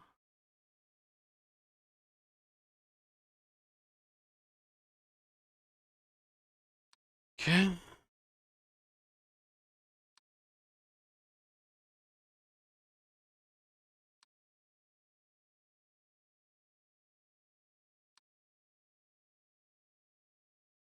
No ball, no intruders. Oh, hi there.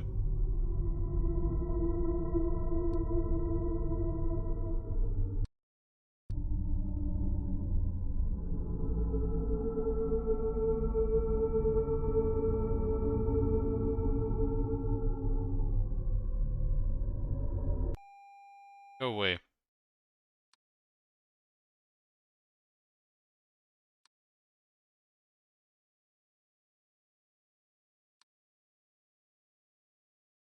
Um,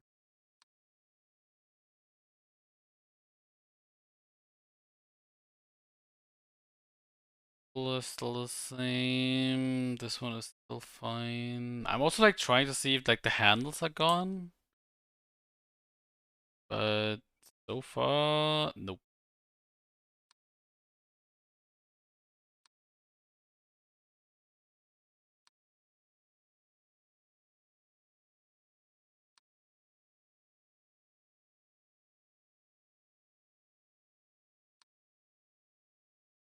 Um,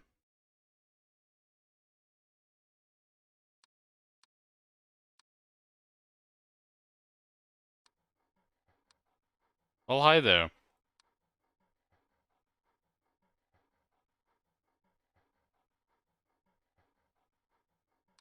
Fucker.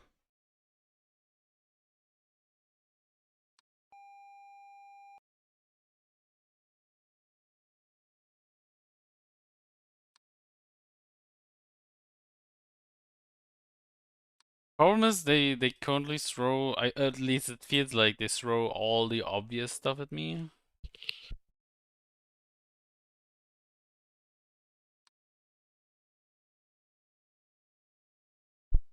So I'm like scared that it will eventually. I'm gonna go with object movement in here. Hope right.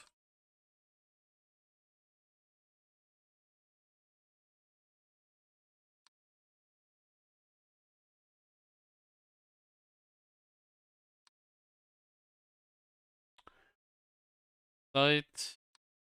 Oh, the picture changed. Bedroom. I'm gonna get food in a moment. Like after I die here, which I suppose I will. I will.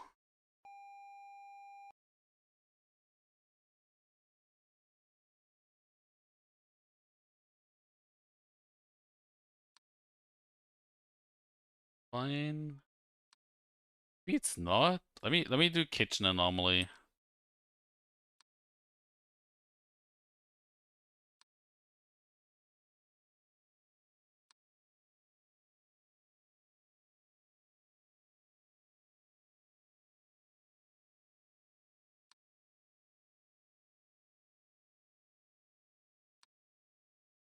Ah, I've seen that.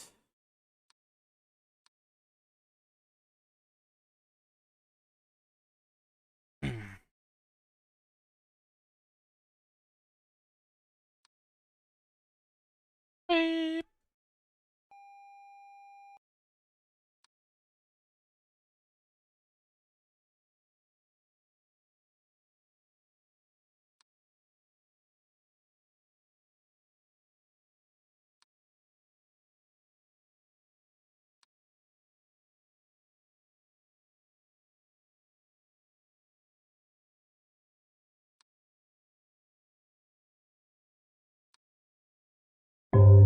Ah.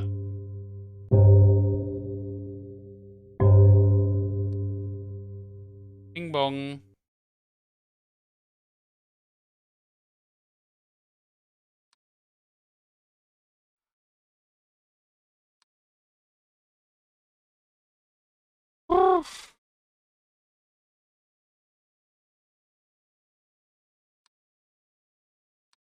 Ah.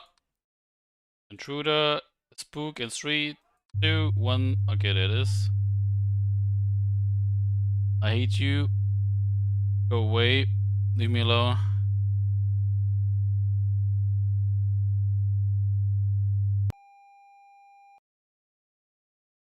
Yeah.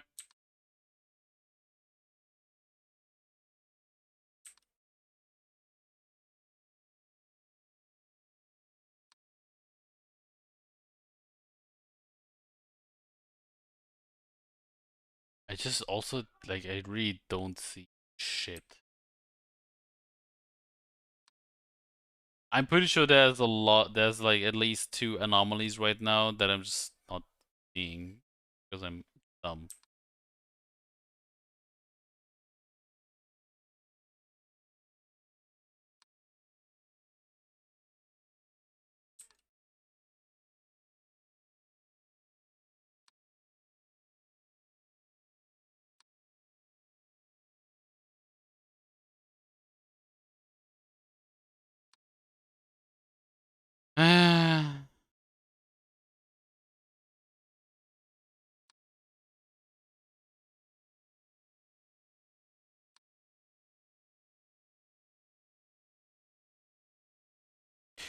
Gonna do extra object at the balcony.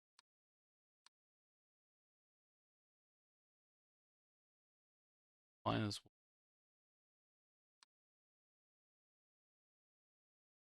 Guess it's still at the same position. Yeah.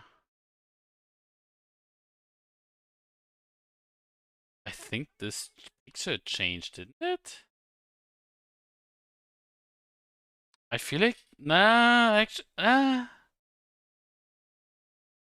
I feel like the painting changed. Yeah, I reported already, but it's different. Oh my god, it was okay. It did change. Huh. That was a interesting change. Yeah.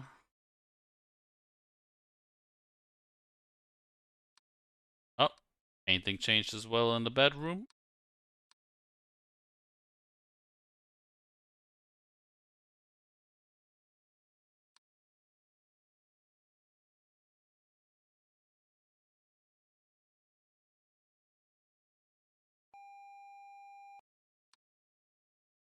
Yeah.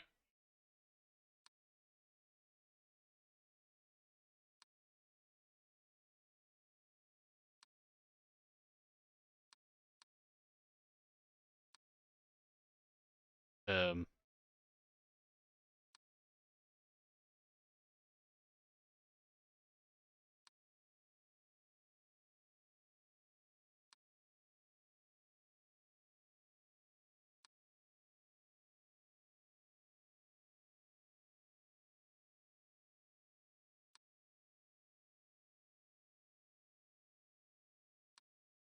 Oh, shadow in the toilet.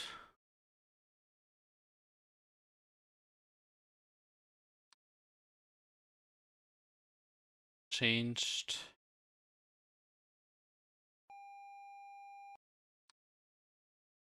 Bing bong happening in a moment.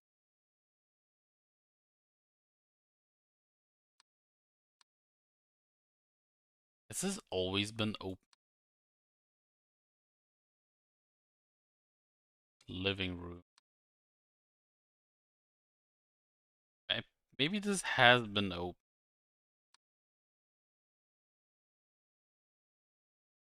Maybe. Yeah. Because it has been.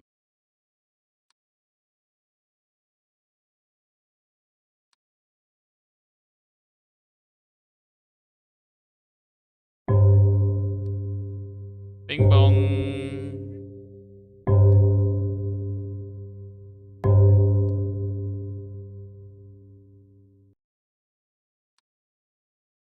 Bing bong.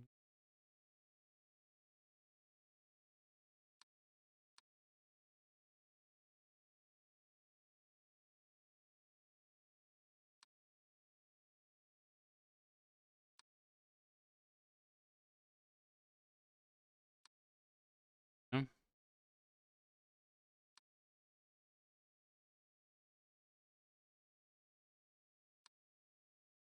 I don't know. I'm just gonna do object movement in the bedroom. Ah, fuck, there's one. X object. Is that an X object or is that the abyss? Oh, it's the abyss. Okay. Abyss, living room. Because this one is, yeah, it's getting bigger. Slowly, though.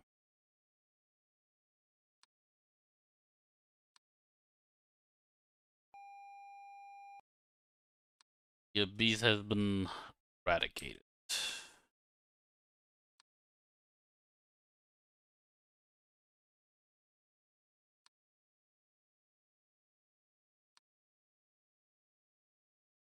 Paintings still look the same.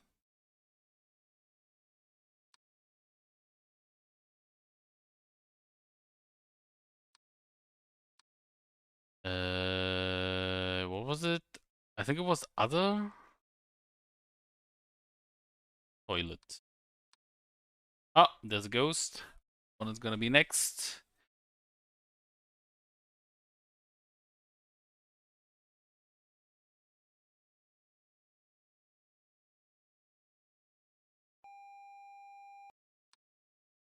The ghost. Which is weird because it really doesn't look like a ghost. Could also be an intruder, just like, you know, like waving at you. Okay. Paintings are still the same. Door hasn't. Chairs haven't moved.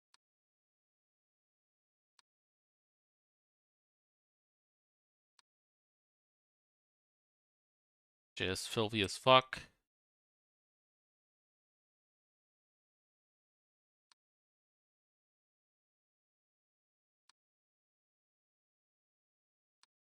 Oh, light anomaly.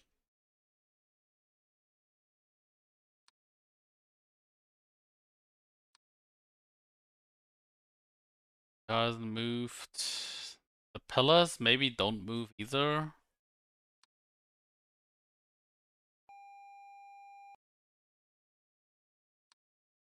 Paintings haven't changed. Balcony fine again.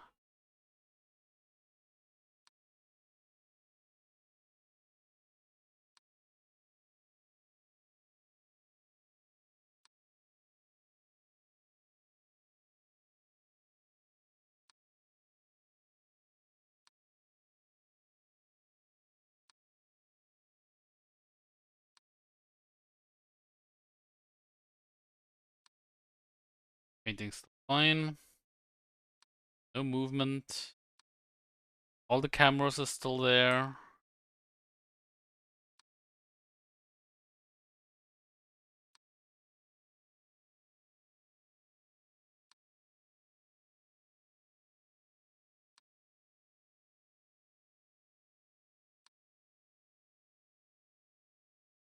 The handles are also still in the right spots.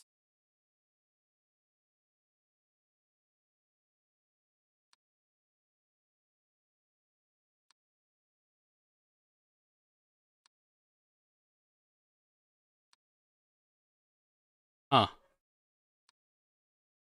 I guess now it's getting a little bit difficult. Unless I found all of them and there hasn't been new anomalies spawning in, but I feel like there would. I'm pretty sure there are new anomalies here and I just haven't seen.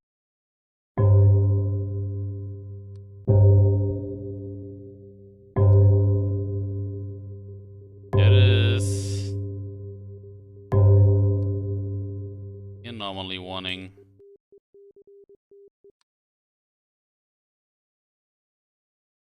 And I'm like, what the fuck?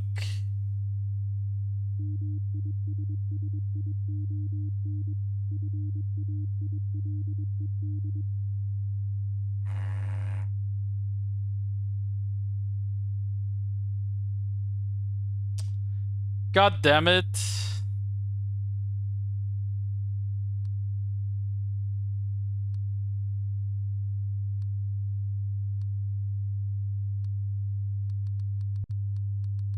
You fuck. I fixed 18. I swear the last few were just so subtle. Serving you? No. Hi Toko. And be right back. I'm gonna get my food.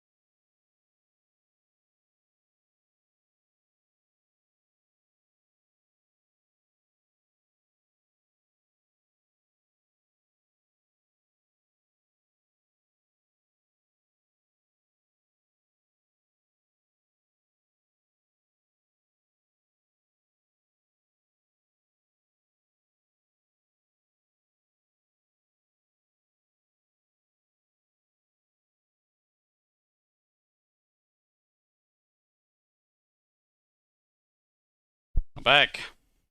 What happened? Time to talk about say wegballen. Don't baller weg. Find. Anyway, let's try this again. See if I can suddenly spot the differences.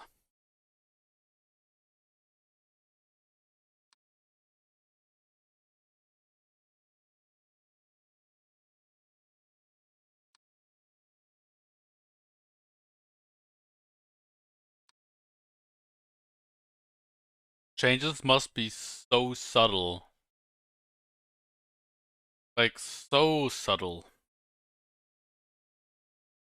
Maybe there's like nuts missing? I'm pretty sure these are like nuts.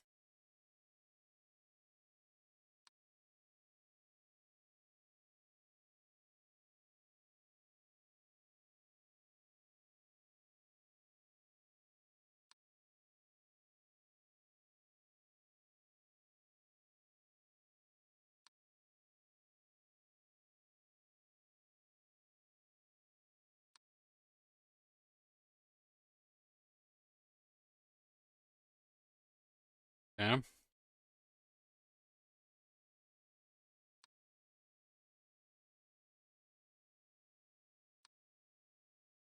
Position.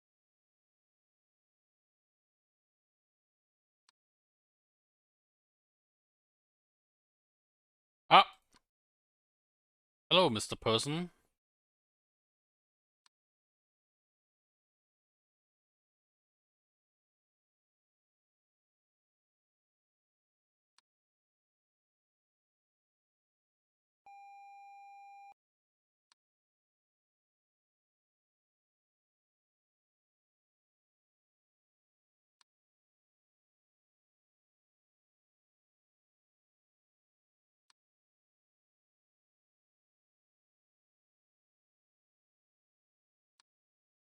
I feel like there's an extra nut now.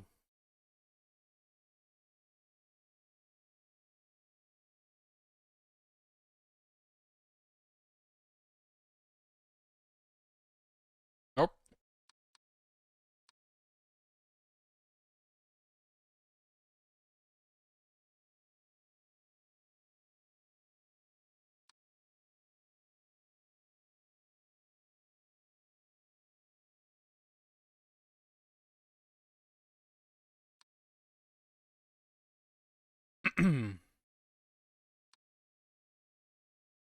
It is still fine. You know what? I'm gonna do it. I'm gonna play some music. I think there was one.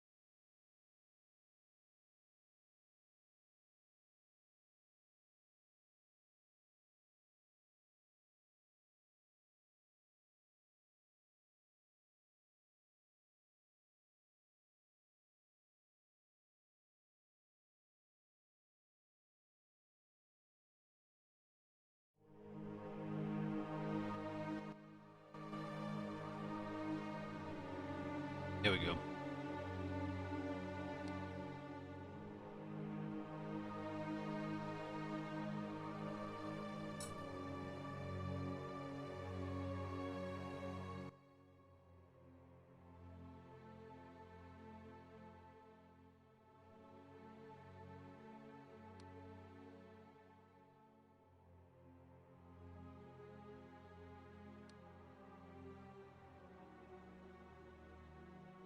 Nope.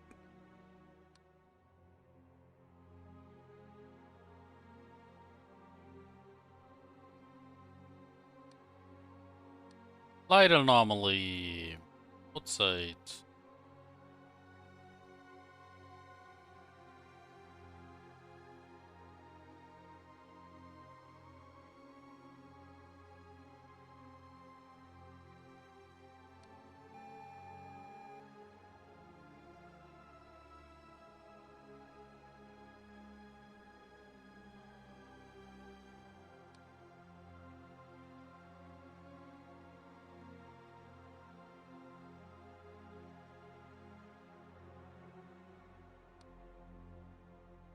Thing.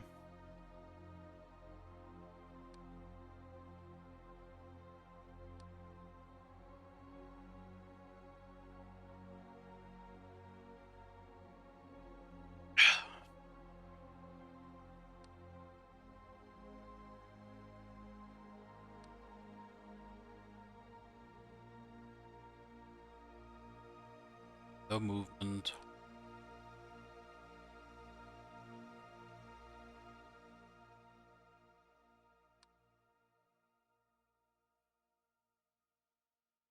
No movement.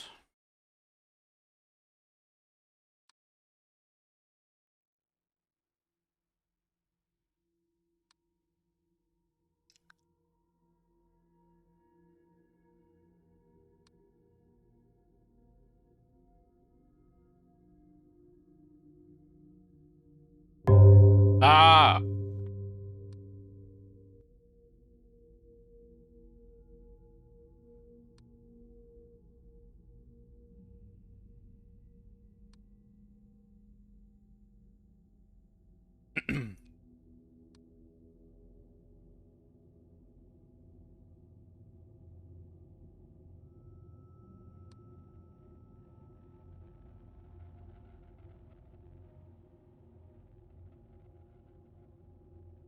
Changes.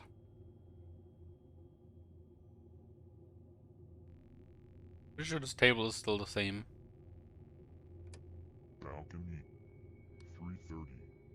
Input. Year of Mandela's death.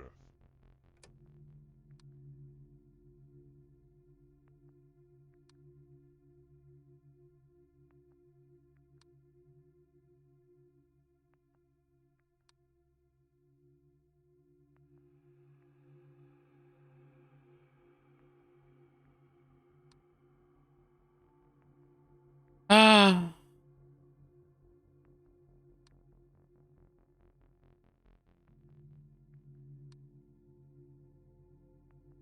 Circle is still. Ah! Oh, nope. And that room.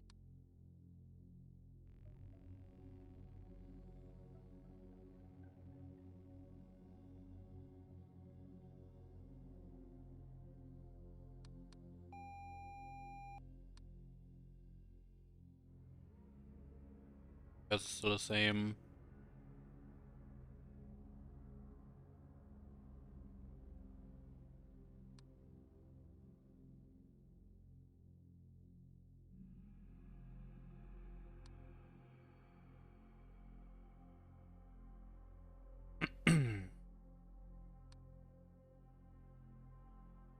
Side.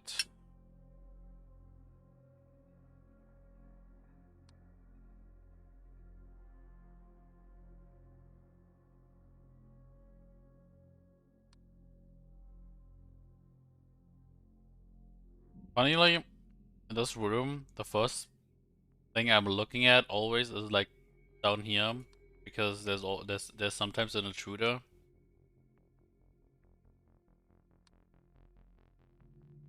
Oh! Object disappearance. The first aid gone.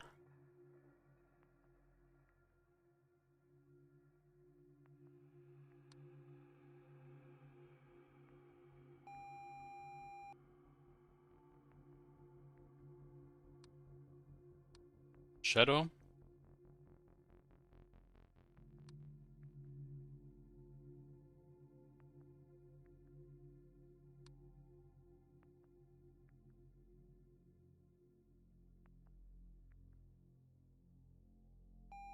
Yeah.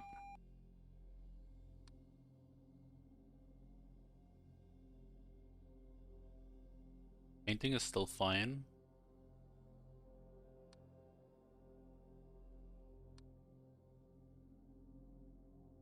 Outside. Yet.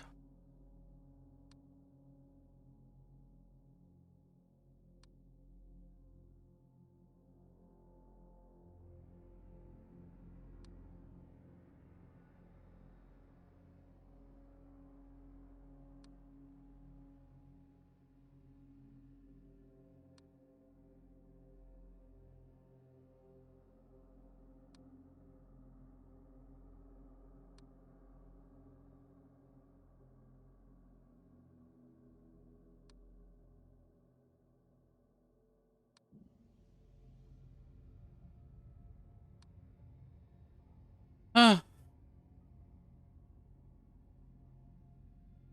kind of wonder if this chair eventually changes. But I've never noticed it.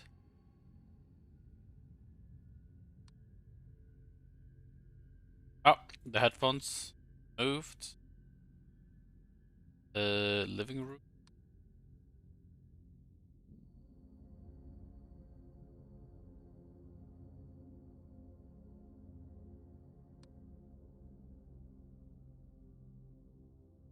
Still fine. Seems.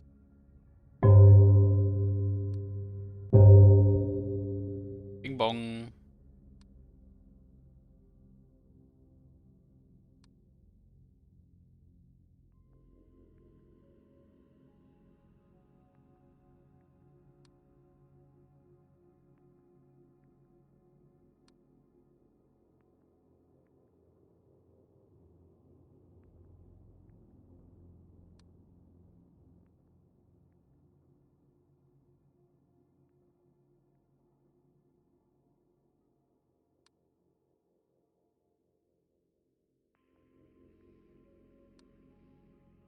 No changes.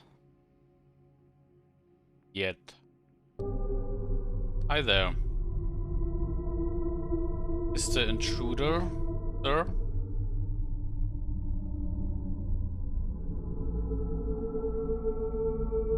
Would be funny if you could click him and then he spooked you or something.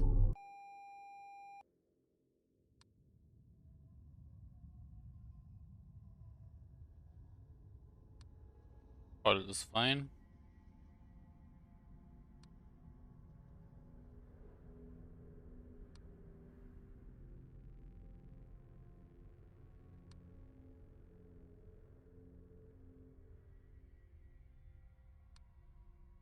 There also are no real like light anomalies happening either.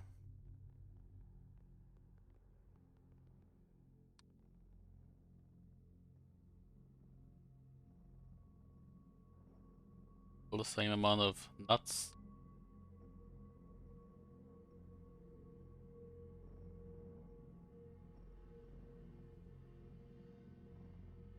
Should the pictures also like the painting is still the same.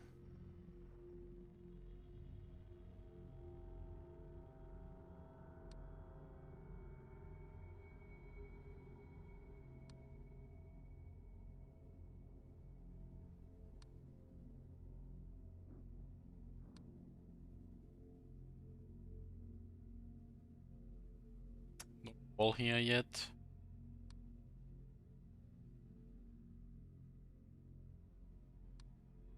Ah, object movement.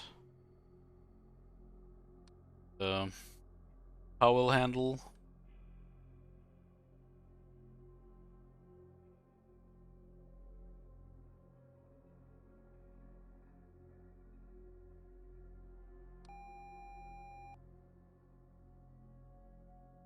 Light seems fine. At least I can't really spot anything on first glance, so. Yeah.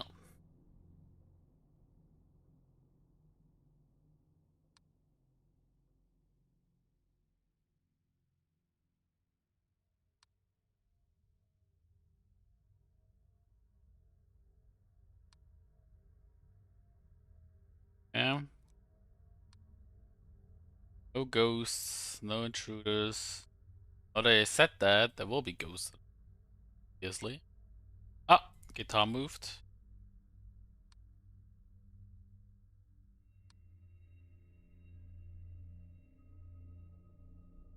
Changed in here, it seems.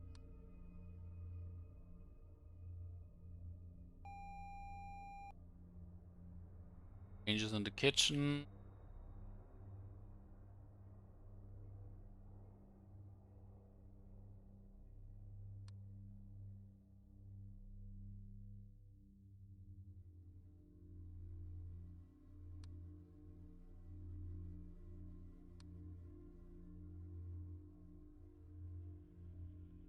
Like, what am I missing?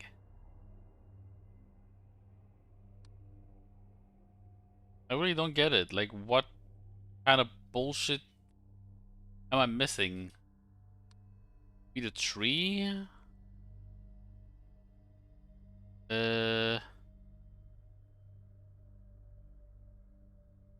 Other balcony?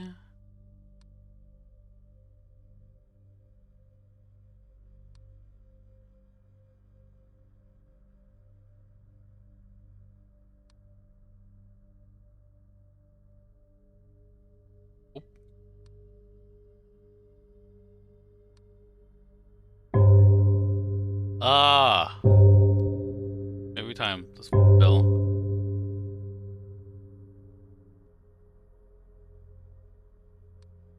Ah, wait, has that picture always changed like this? That looks so different.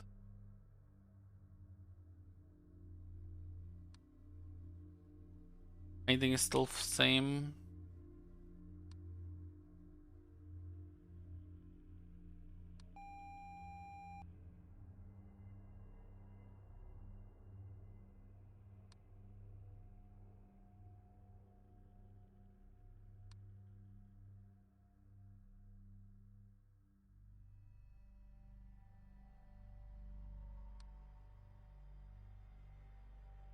Bum, bum.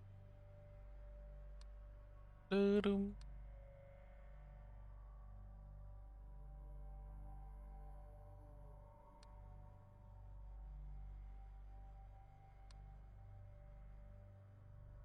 Still the same. I mean, at least it looks the same to me.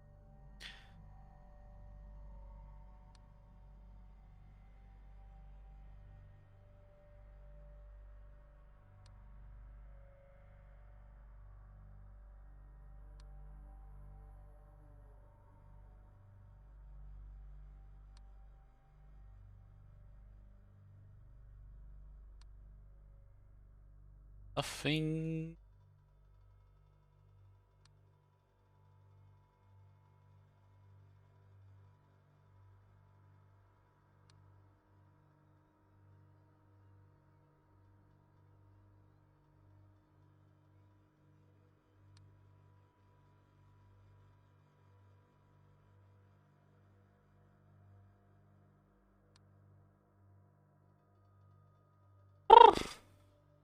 Oh, oh shit! Actually, oh my god, the nuts disappeared. Here, there were 4. Holy shit! I never noticed that. 4. That is also a subtle change.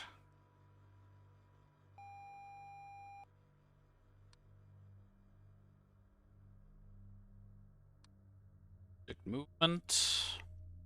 Room. That would be witnessed. It has been witnessed.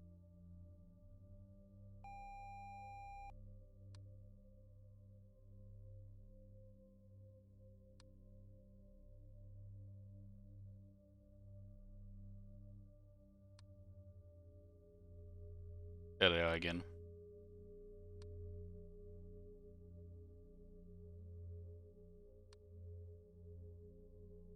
Painting is fine. At least on first glance.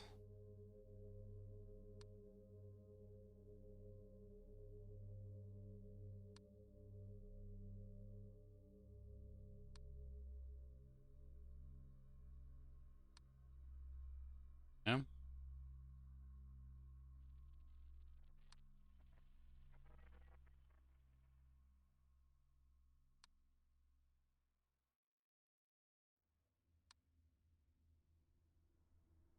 All the cameras are still there as well, right? Bedroom. Living room. Kitchen.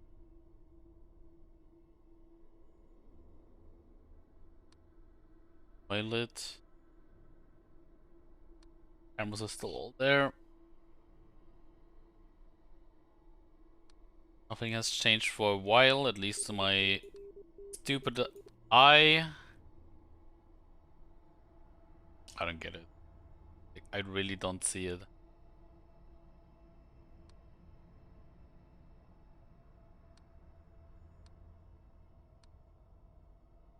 Maybe see object movement in the kitchen? The box? Ah, here's one.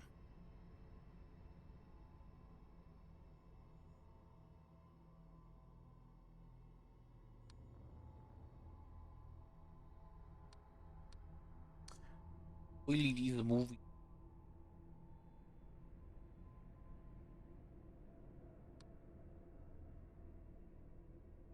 Oh, I see the abyss.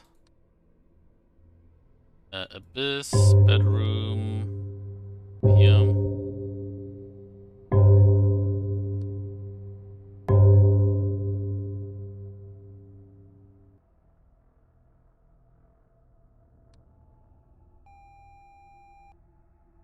Back wax.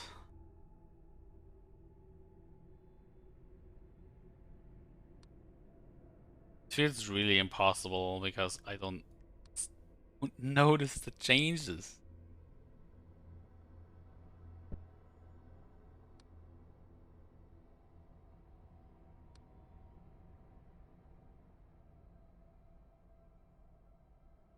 Oh, fuck me!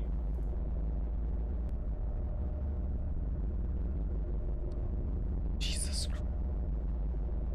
This shit. Wait, did I lose? Not very nice. Try again! Woo! I lost. It seems.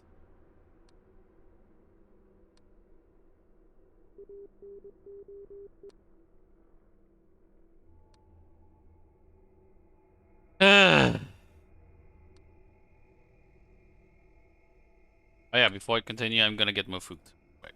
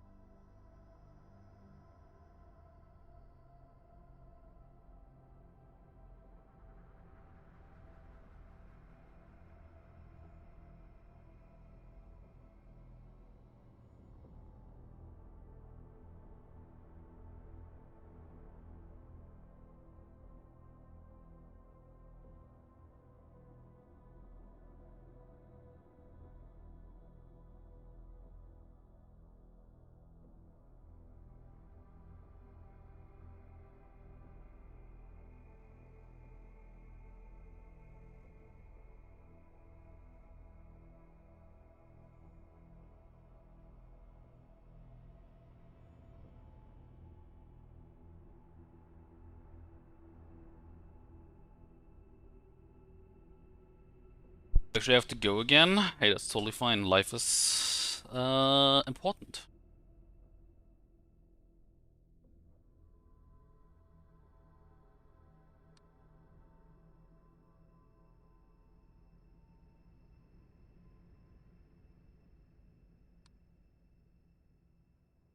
Hold it! Oh my god. I can finally say it. I know I could have said this the whole time off stream on Discord in other chats when I'm although I actually haven't seen you in other chats since then. But happy, very belated birthday, fucking old man.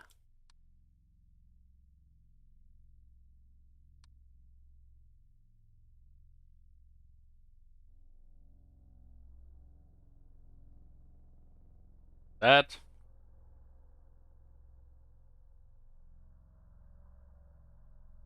Wait, give me a moment. Pause.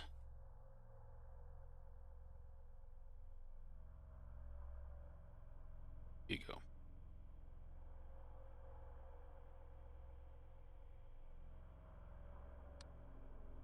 I'll probably do that on your channel, but No refunds, no returns.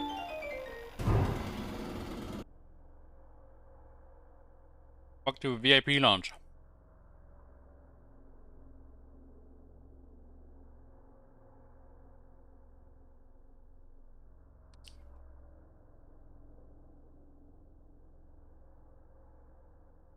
Why? Jack? Too late. The ritual has been finished.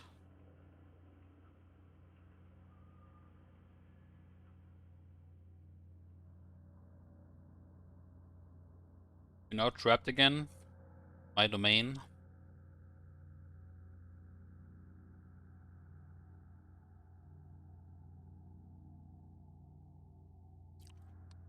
But yeah, I hope you had a good birthday.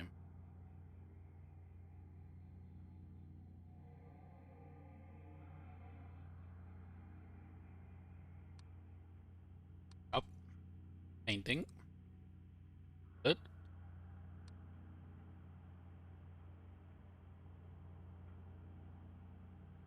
Doing well. Nice.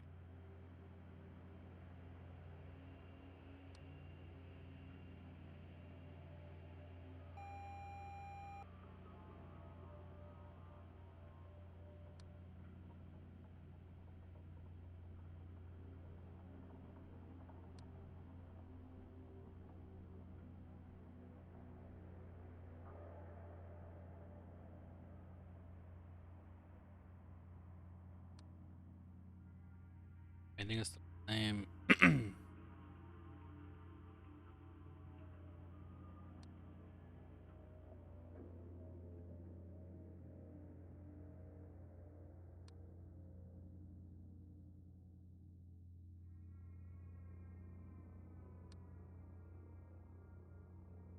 I wonder, can you even hear the music?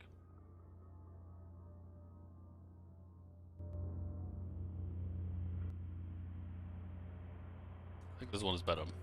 This volume.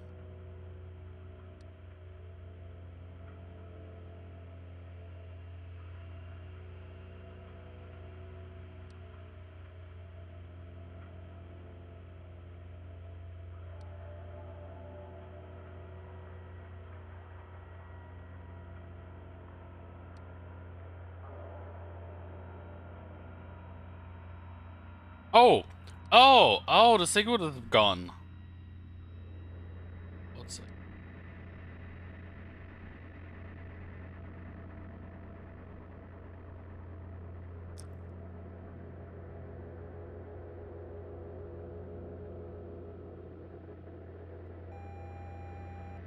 Yep.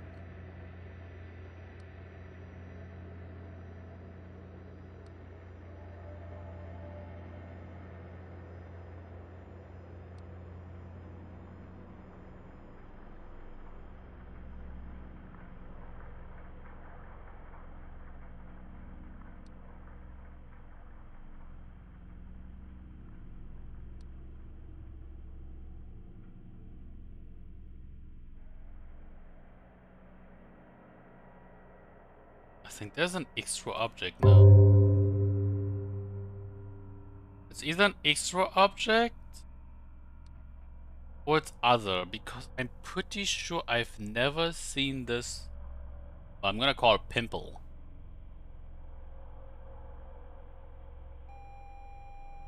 Yeah.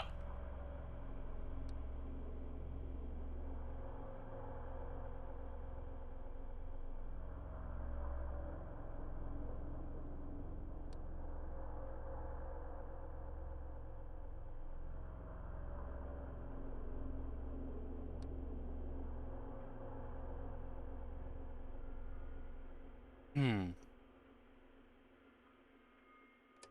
Balcony 330. Input. Year of Mandela's death. I really don't know what that is supposed to mean.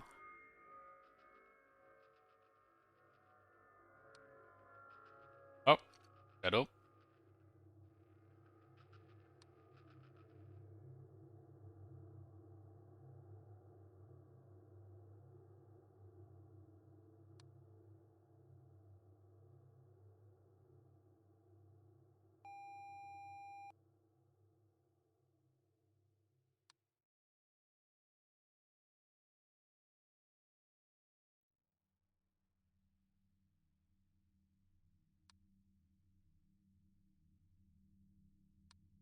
Yeah.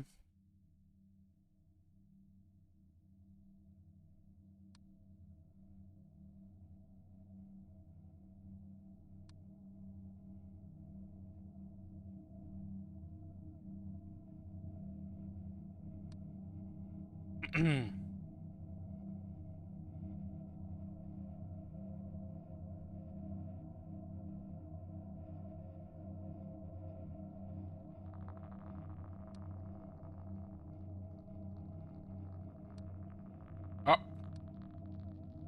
I do normally, right?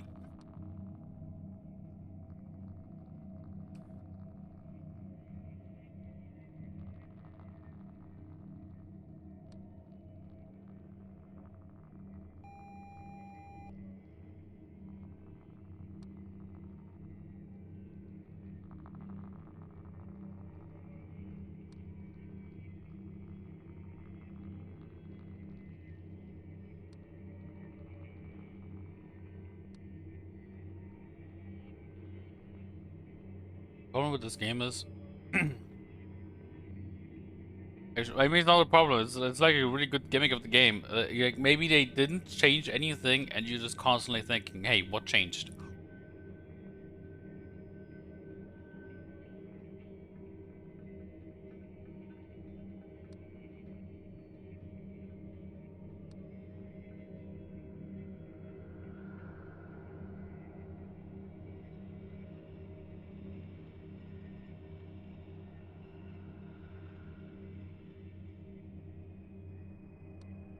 Up. Anything changed?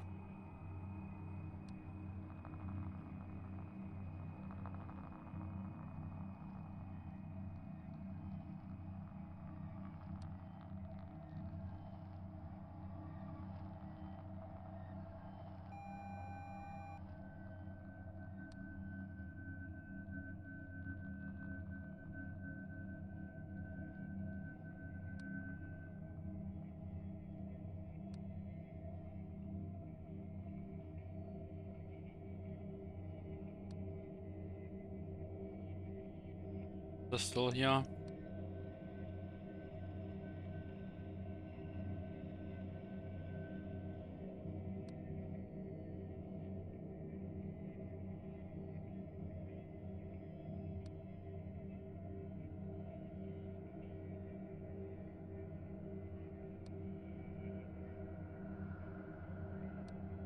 Ah!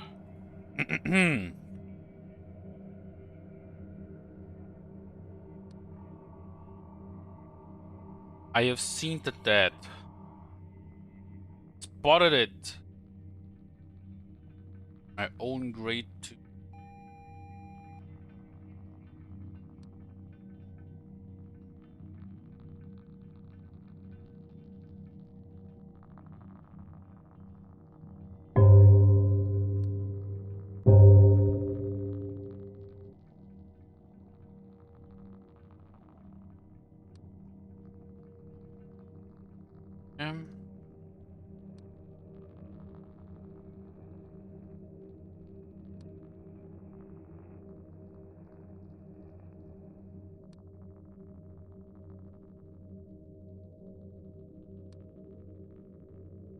I only just realized it's only 2 a.m. And it feels like it has been ages already. Oh, door opened. Everything's happening in the bedroom right now. Oh, there's another door open.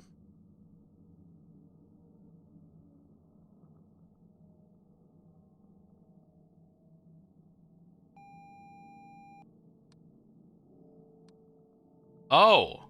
Oh, it's the same. Okay, it's okay, so here's the bedroom.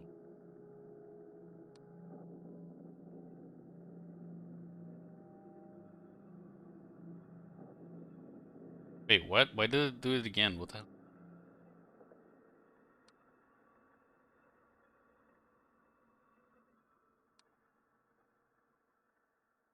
Oh, there's a doll. Extra object outside, right here, on the at the seating area.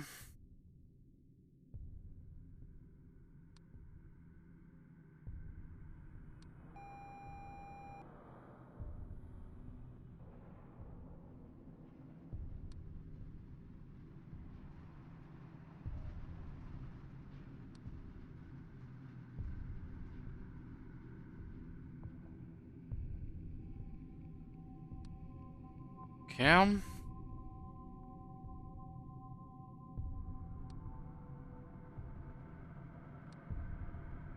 Oh, object movement.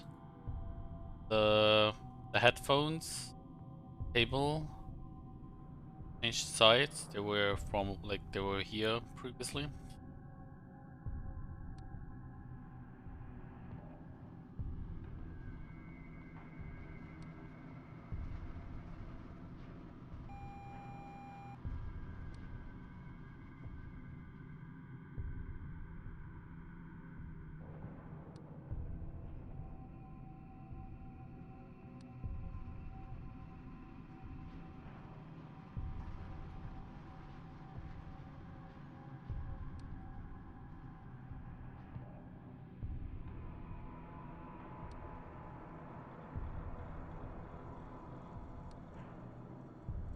Nothing.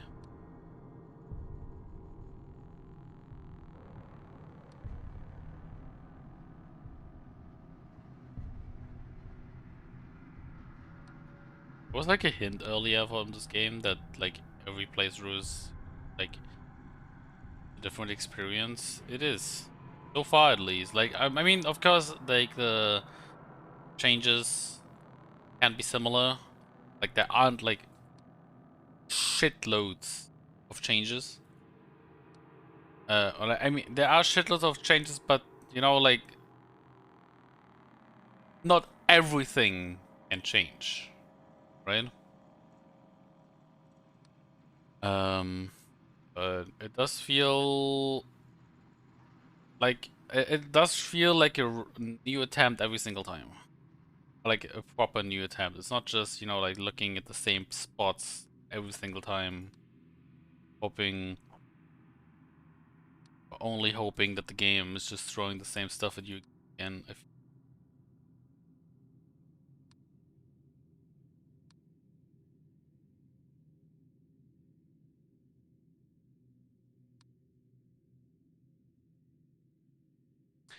I'm gonna get the warning soon. Way this looks like. Too quiet. Oh, there's nuts gone again. Object appearance.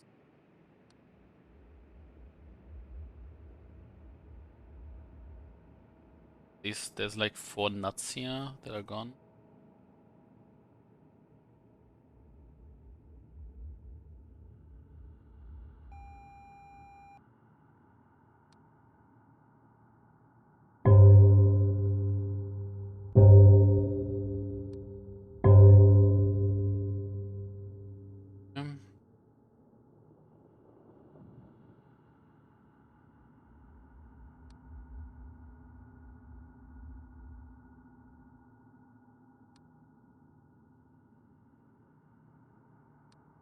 Ah! Oh god, that is new.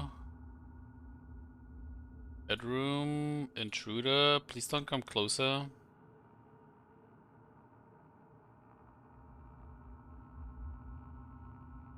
Please don't come closer. Thank you. That was actually new. Oh, door opened. In the kitchen.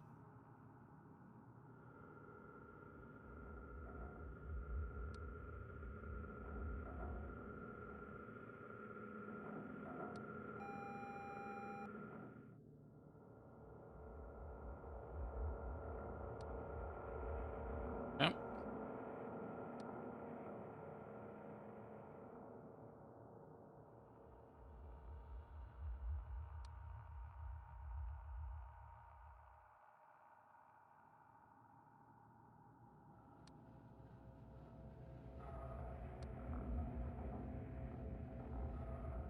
Uh.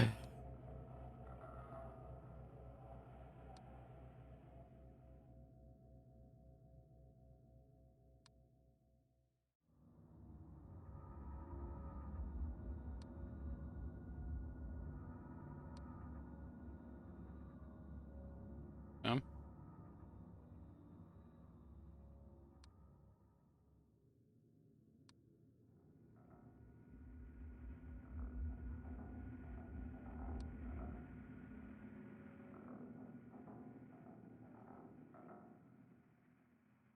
Thing is changing.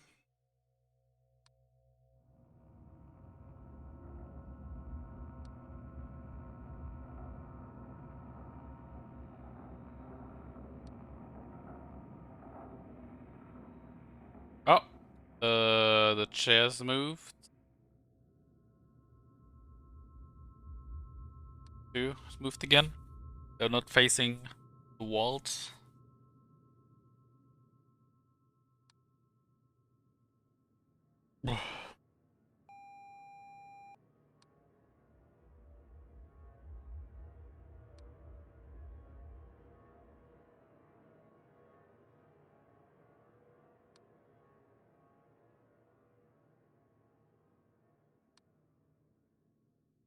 Yeah, now they've didn't know they faced the paintings again.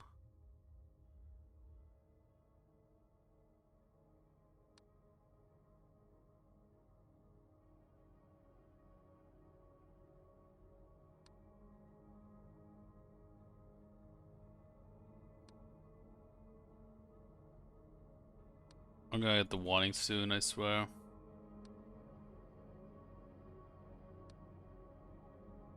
Ah! Extra object, living room, it's the ball. Found the...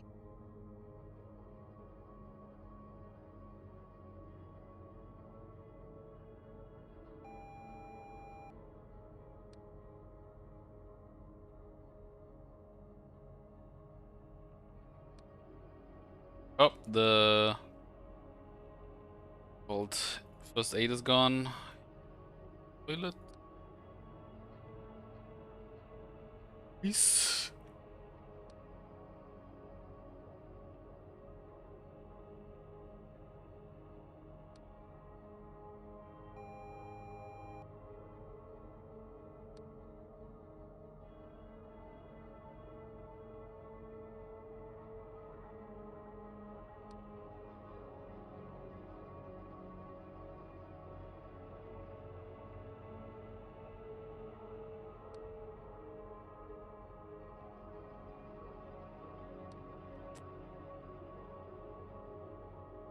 I'm not seeing any changes, which sucks.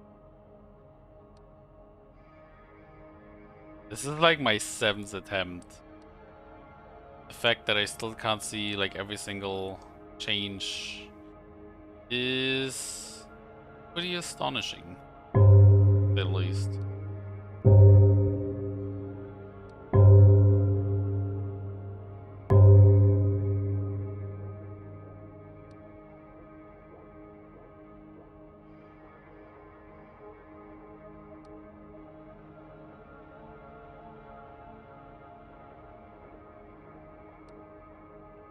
We do extra object in the kitchen.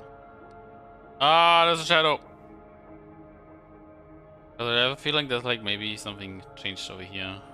Maybe not. Who knows?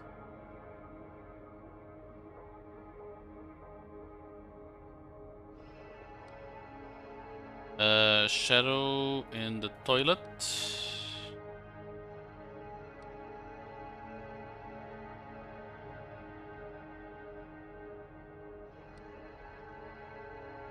Freaking olded, man, exactly.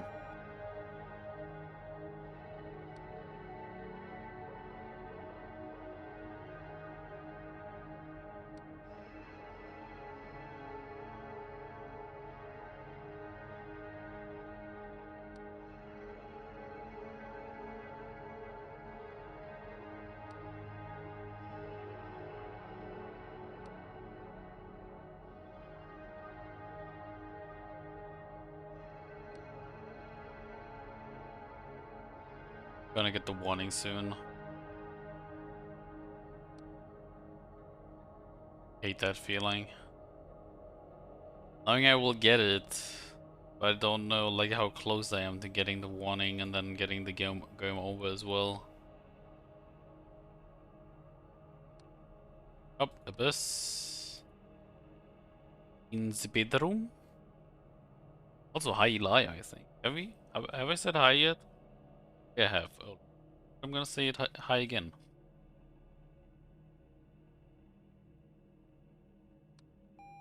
Beep.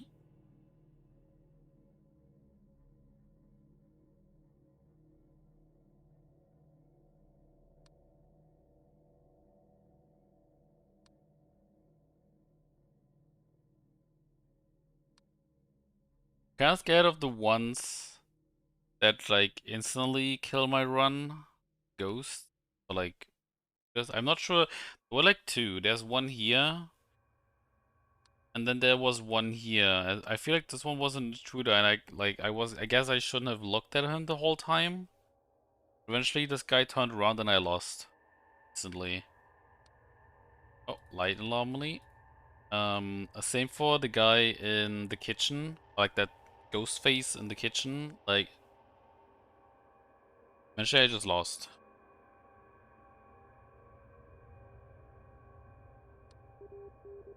That is.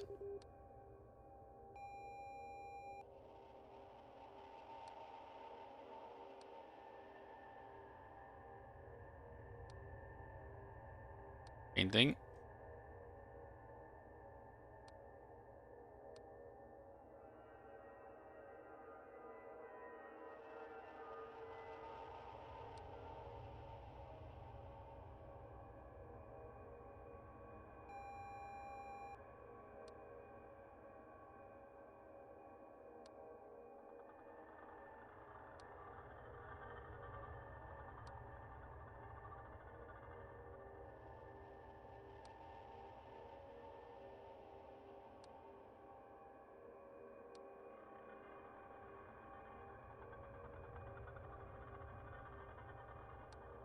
Gonna lose again.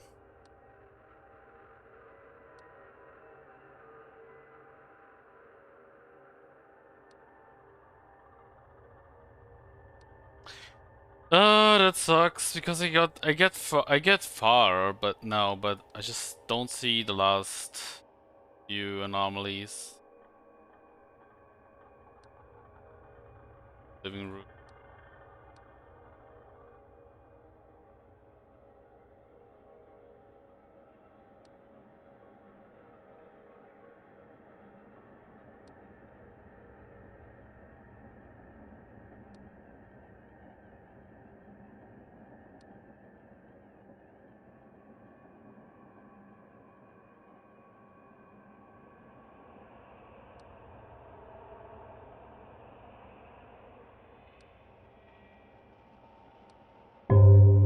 Ah!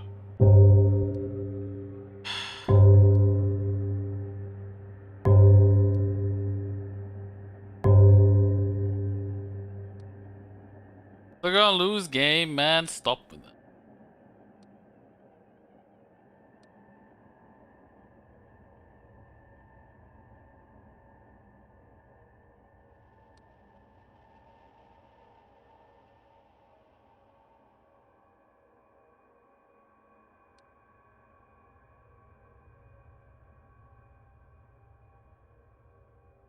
Object disappearance, kitchen. I mean, I think that the trash can has looked like this before.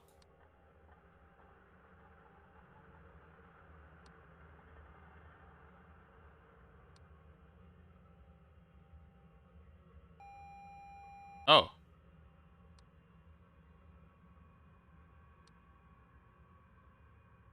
What changed? What disappeared?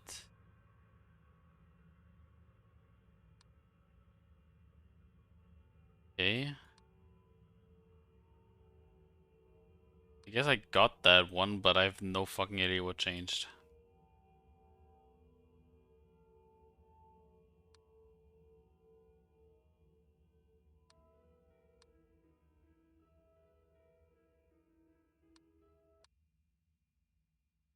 Over there. Fuck.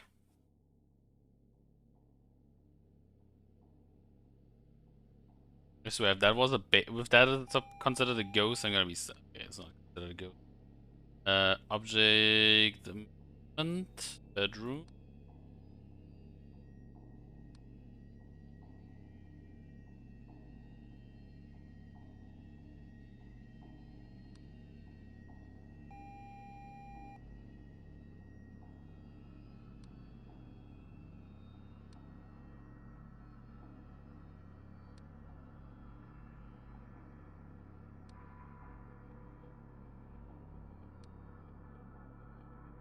Boo-doo-doo-doo.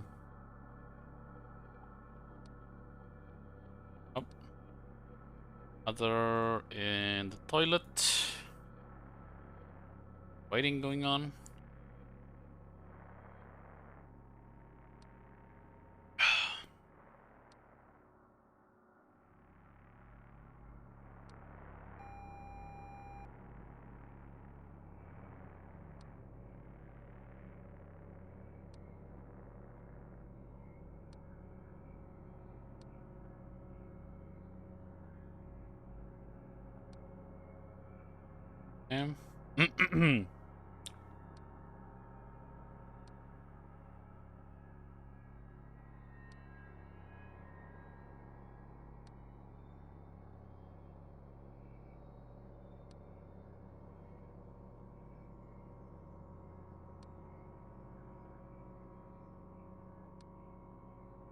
Oh, a ghost.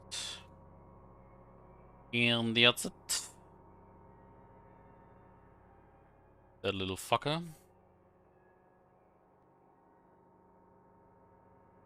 Has the lamp maybe swapped places? I'm gonna do...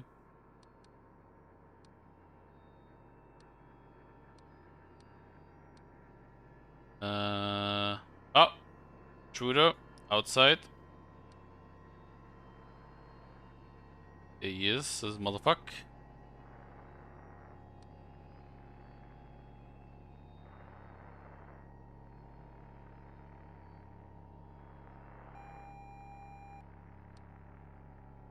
And let me do object movement in the bedroom.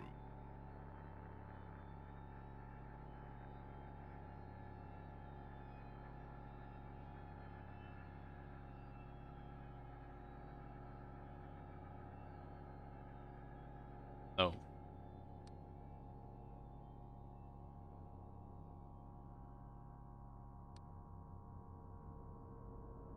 Five minutes.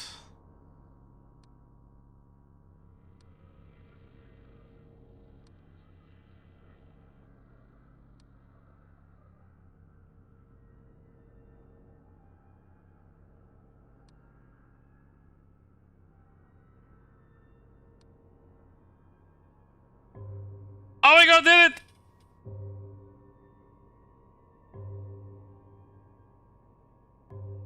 Let's fucking go! First time win.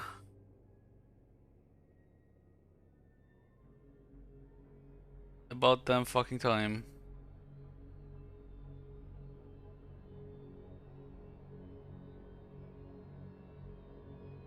About that motherfucking time.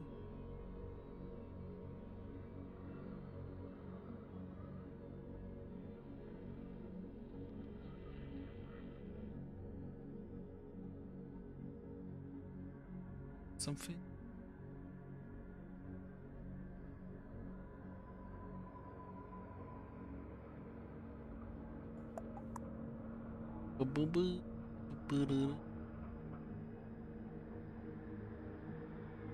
Main menu. New setting. So, I mean, I guess it's time to go for the new house.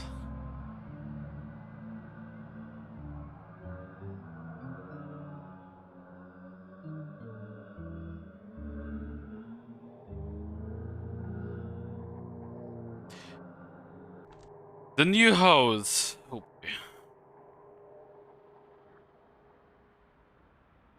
Painting, painting. Okay, books. Oh fuck. He has 2 guitars now.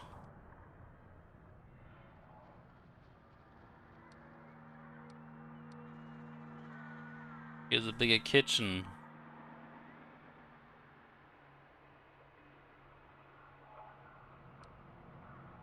Bigger toilet. Is there a plant? I'm just gonna go and vent in the toilet. Corridor. Okay, this is a creepy picture. Picture as well. Yeah.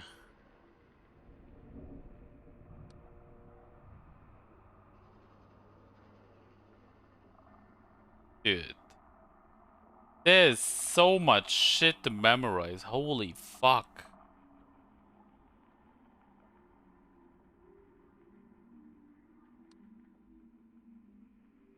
So much shit that could be wrong.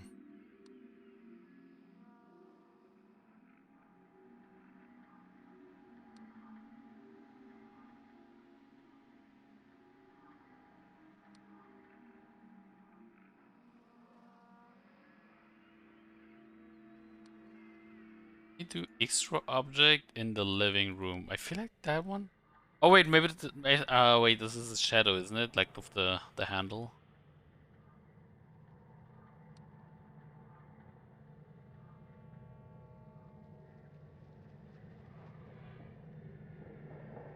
Door open. Kitchen. This one? I think this was closed. Or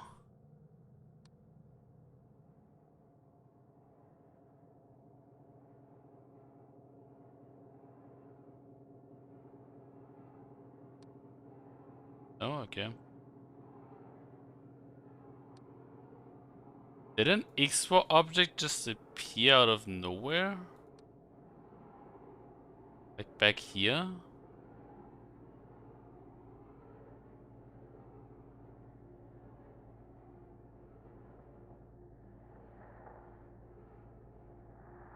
No?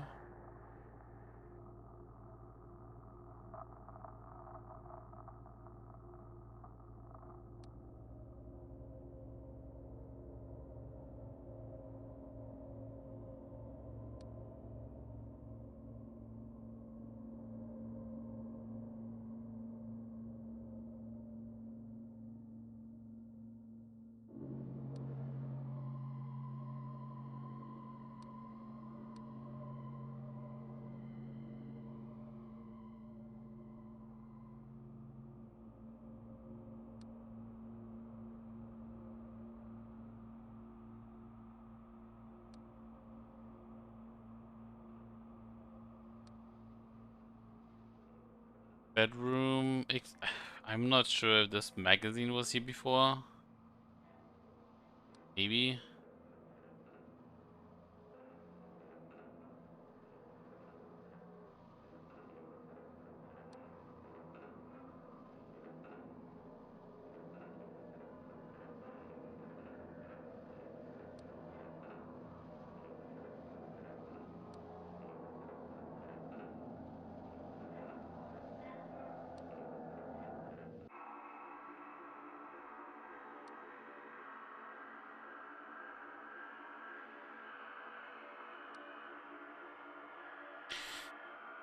Ah.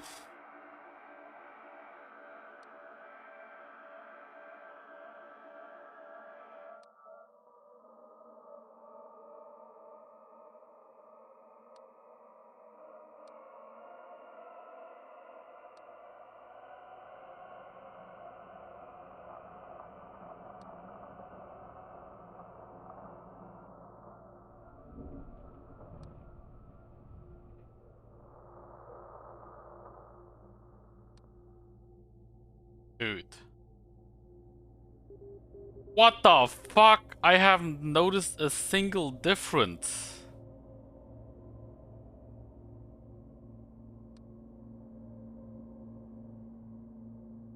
Oh, light anomaly, at least that one. Yeah. Blind. Yeah, of course.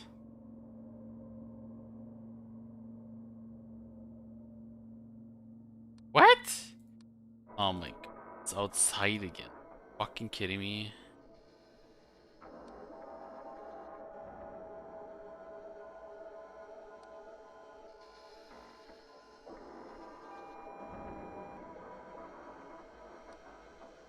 Camera malfunction outside maybe?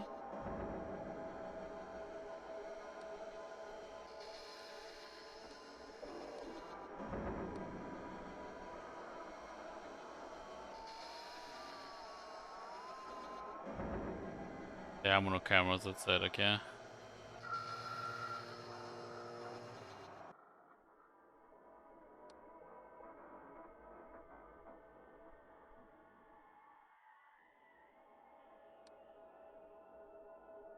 I see no differences. Like, holy shit. I mean, which is obvious. I just started this for the first time.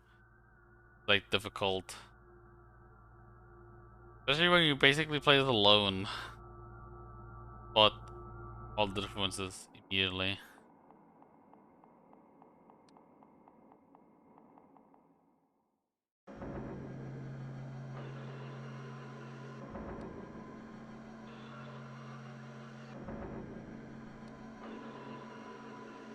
Living room. Let's do extra object. Maybe here? Maybe this is extra?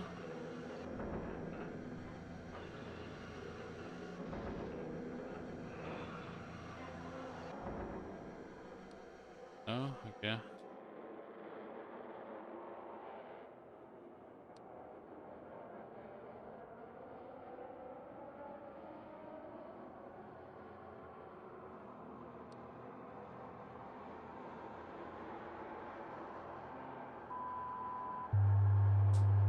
I don't know. I fixed one.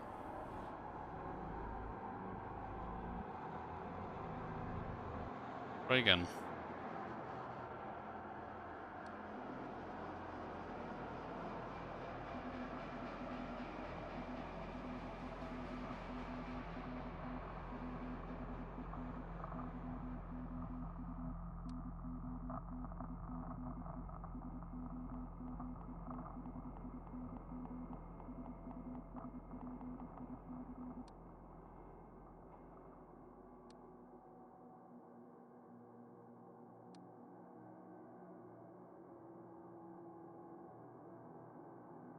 It did change.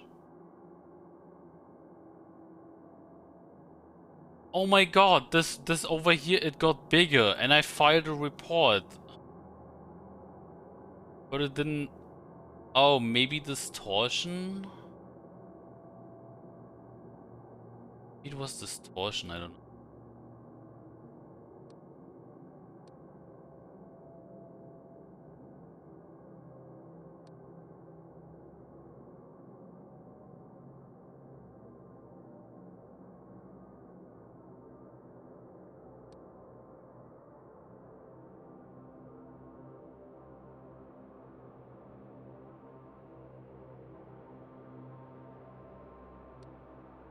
So I technically noticed too the changes, but I couldn't really tell. That neat. Extra object in toilet. I did notice the change, but I guess I just put in the wrong report.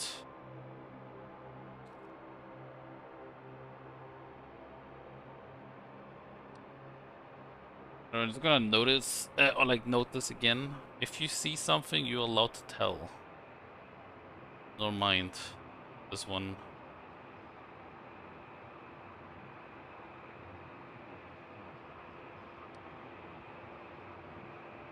By the way, who puts a fucking flower in the toilet, in the bathtub?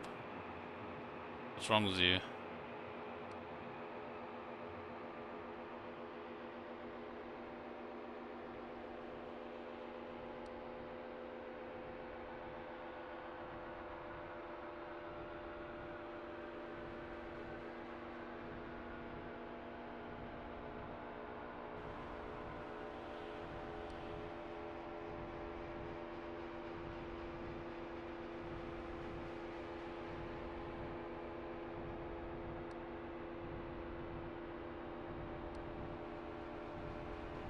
Throw object, the corridor, because there was not, I suppose it's like a mirror.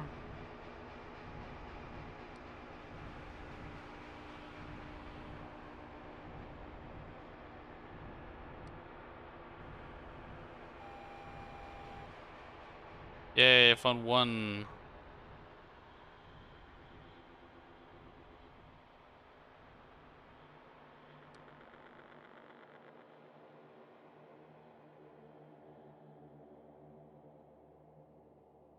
Notice changes here yet either. Nothing is wrong here. Can on the ground.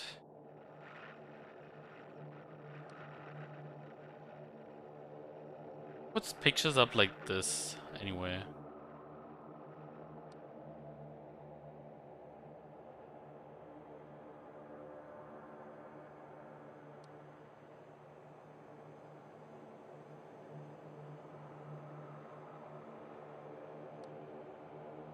Gonna get a warning soon as well. Unfortunate.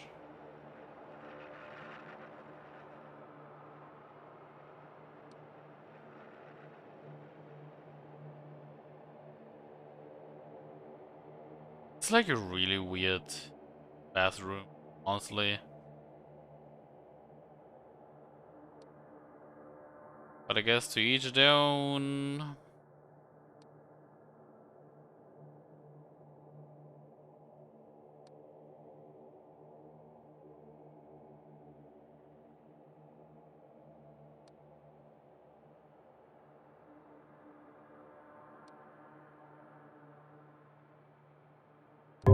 Ah! Jesus Christ.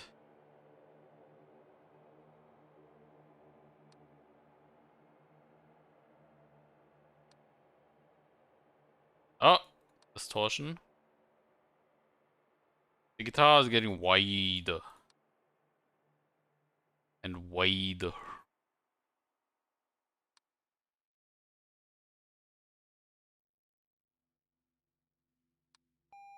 Oh my god, I noticed two differences. I'm going pro. Right here, right now.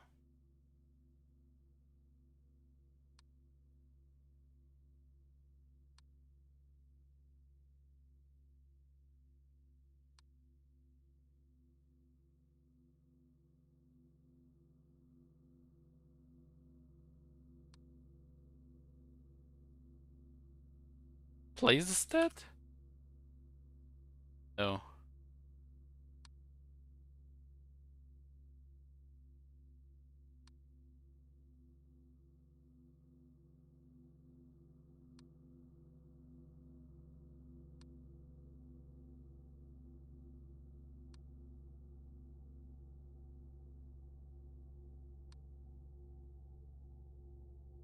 Okay, unfortunately, I need to go to the toilet. We're back.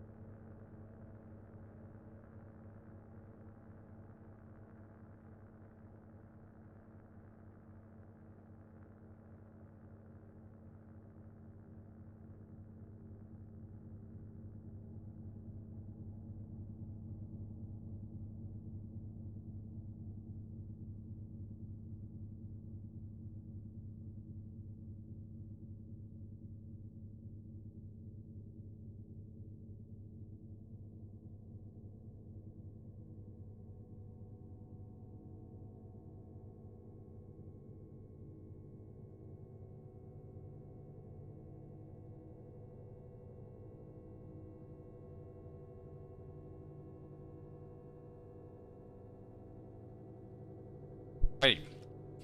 I. Ugh. Yeah. What has changed? Light, but outside.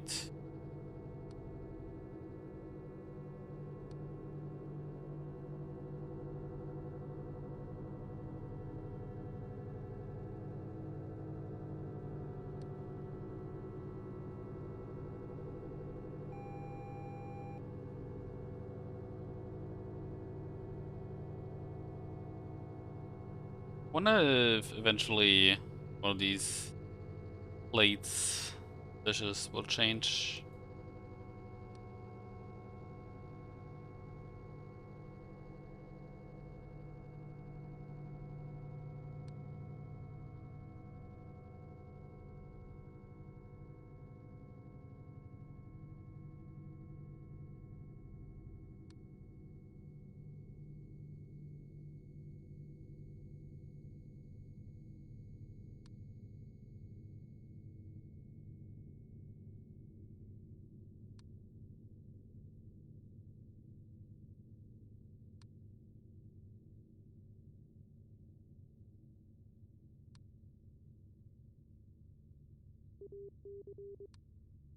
I don't know, man.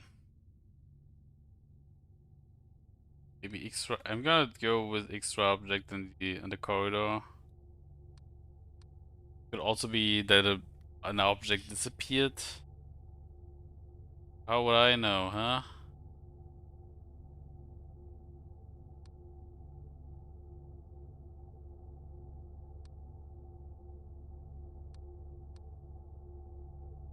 Sing.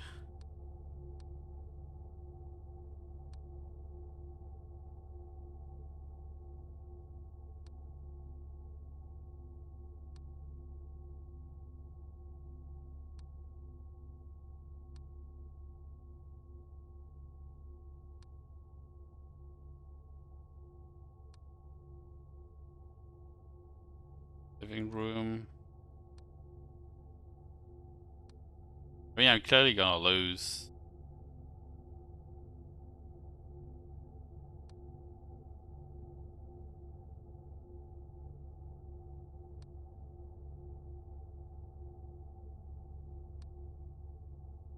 Oh! Object movement in the living room. The cup is now standing up.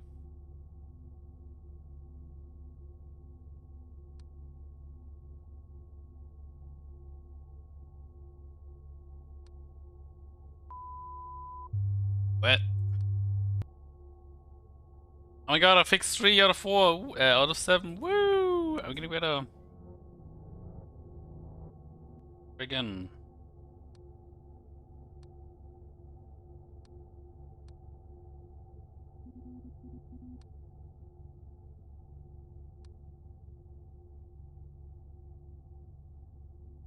Okay, these changes are like a lot of these changes were very subtle. Just noticed this cup actually does stand like this. What the fuck?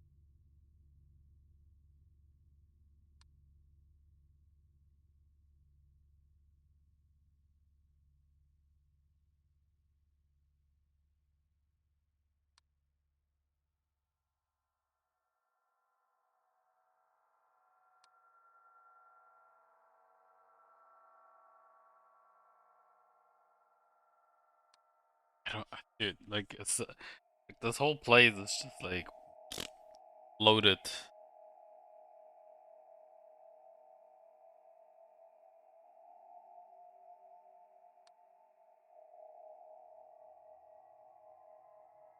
Loaded with things.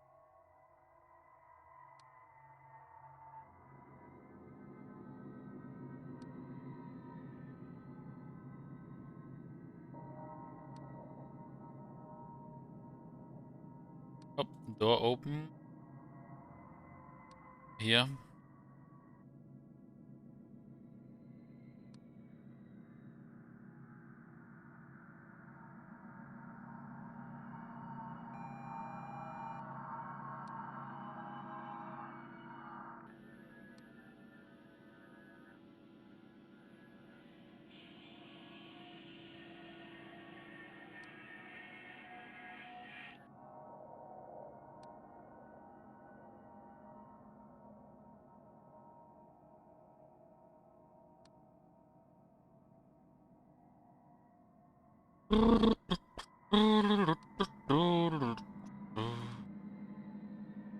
We do object movement in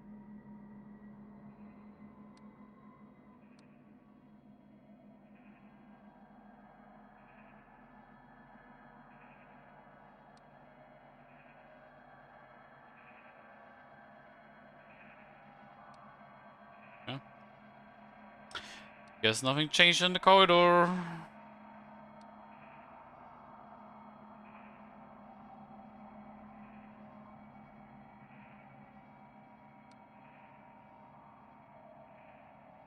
Oh, I think extra object bedroom. I'm pretty sure this plant wasn't here when I last looked.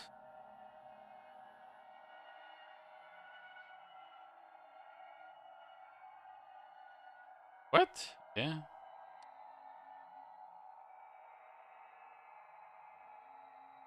Could have sworn that was never there. What the fuck?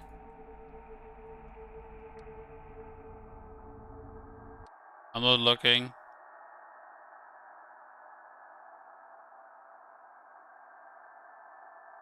I think something changed over here as well.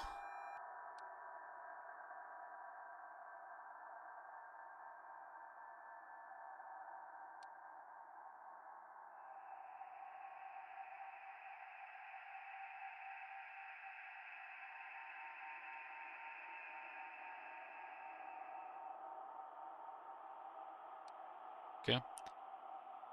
Why is this plant? Okay, maybe now. So object disappearance, bedroom. So this plant is gone. So this must be correct then.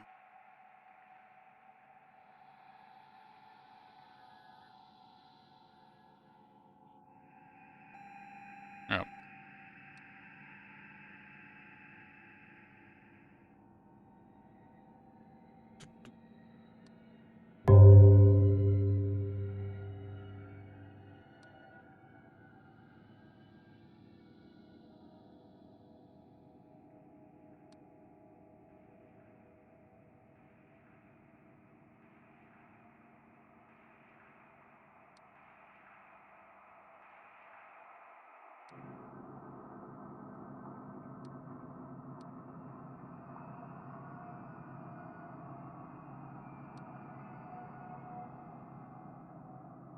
It was like an interesting change in with the music.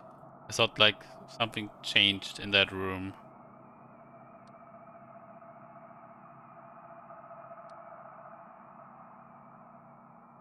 Or maybe something changed and now I'm like not sure. It sucks.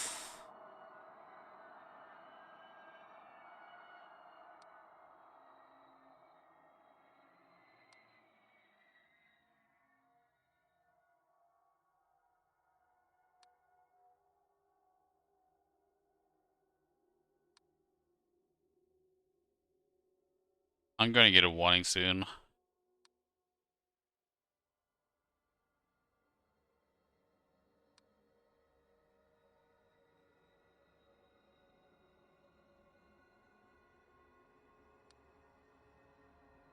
Extra object, toilet.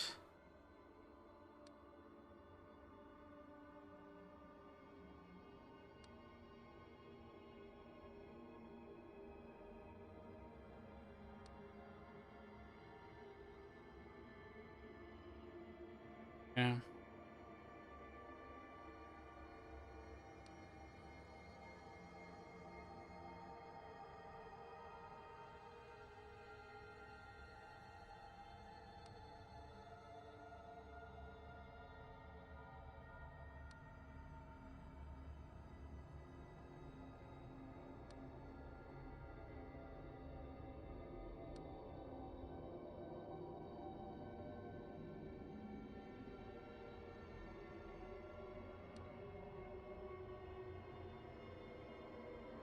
I don't see shit. Maybe extra object in the kitchen? Maybe maybe outside actually.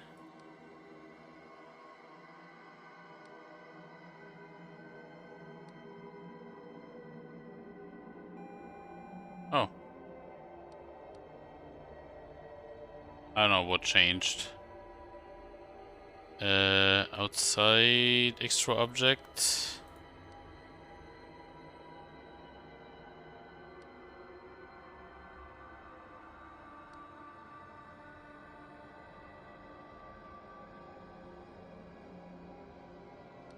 Nope.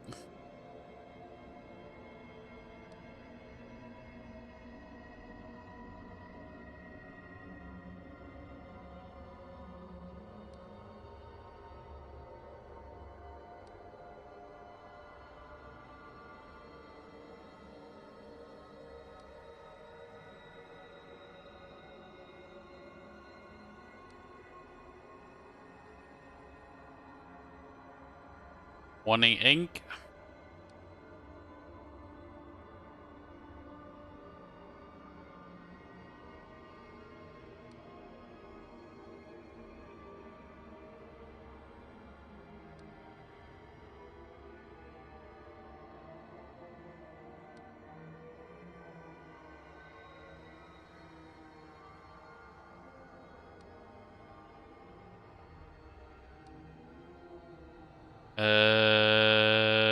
Movement. Living room.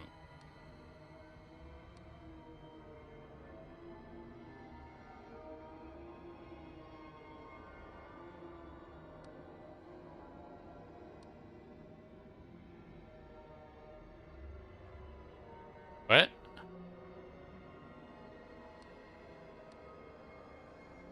Ghost? Is it supposed to be a ghost?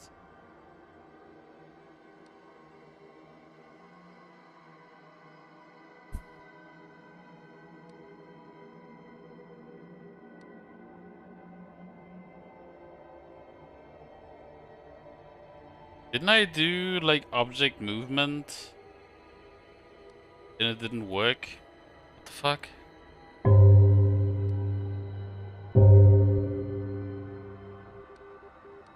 I know, you fuck.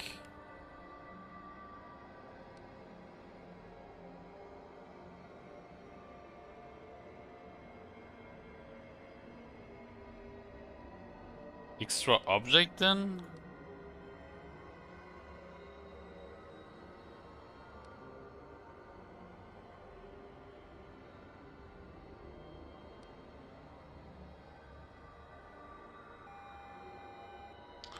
Fucking bullshit.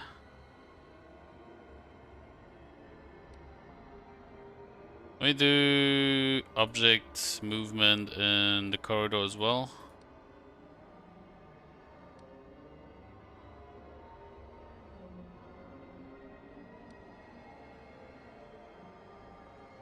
Oh.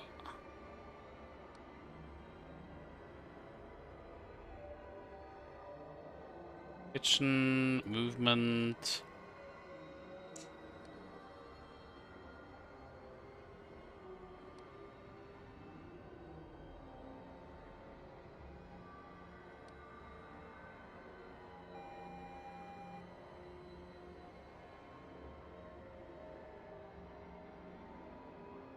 Pawn magazine is still there.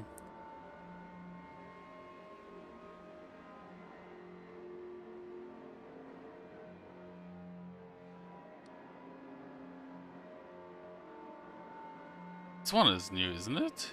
Oh, it's distortion. Okay. I was about to say, this one is new.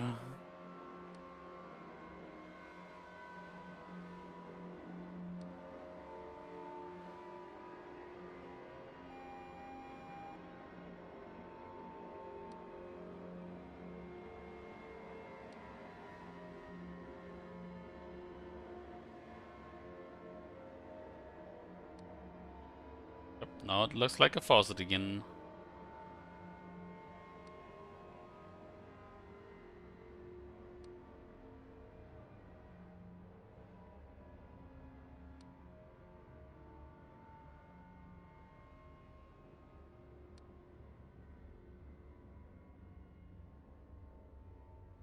I mean, I'm still gonna lose because I got the warning pretty early.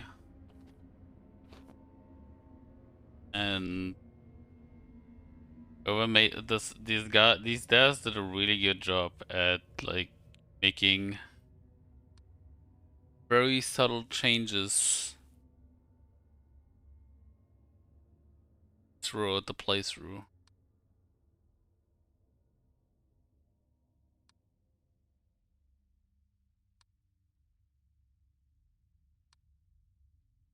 But why did it do it again? What the hell?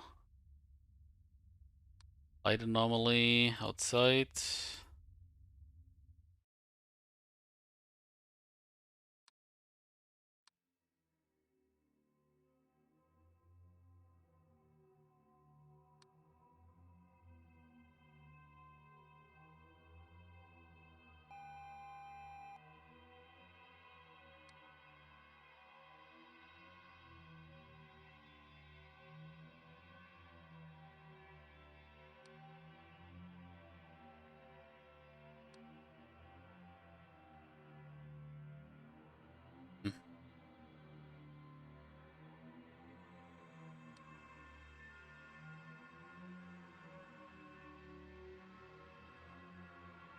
Obviously, you're like slowly learning, right? So like, which,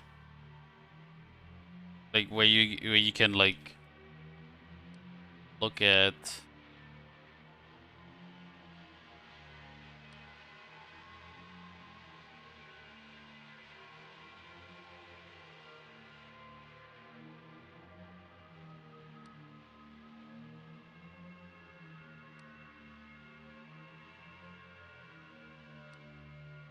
We do object movement in the living room.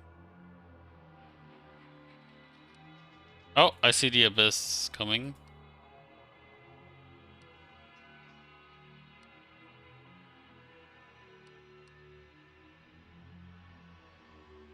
Kitchen. Actually, it's outside, isn't it? Yeah, it's outside.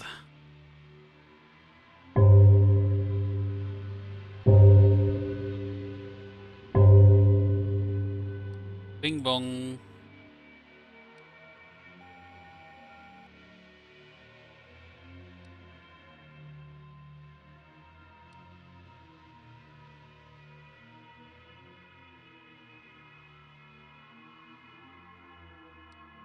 Oh, hello. Bye.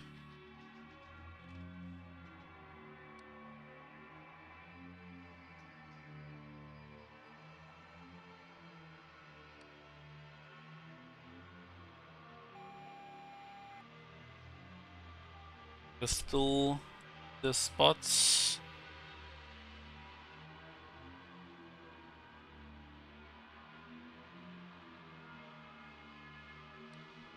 What the fuck?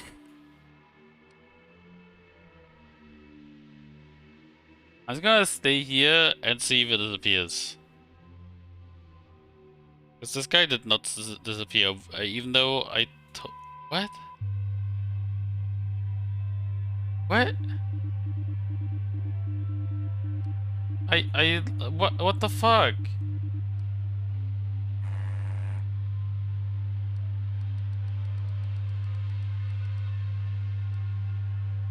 Okay. I mean, I guess I would have lost anyway, but what the fuck? I said there's an intruder, and he didn't disappear. That's some bullshit. Do it again.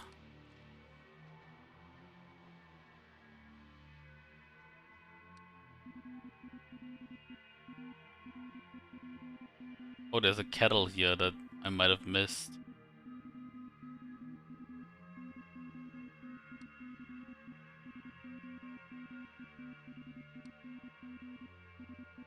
Shut up.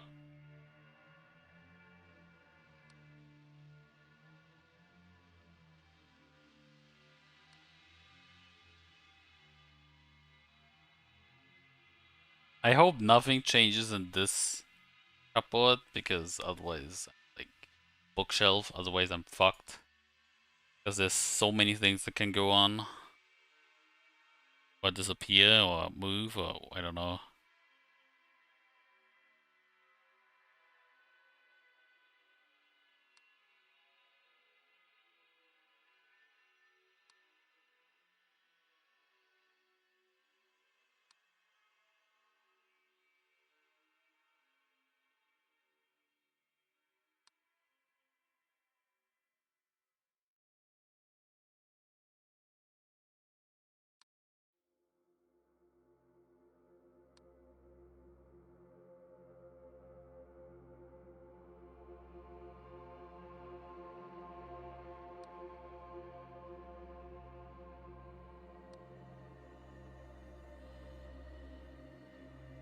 I'm gonna blame Elia for this next loss. No, just cause. So why not?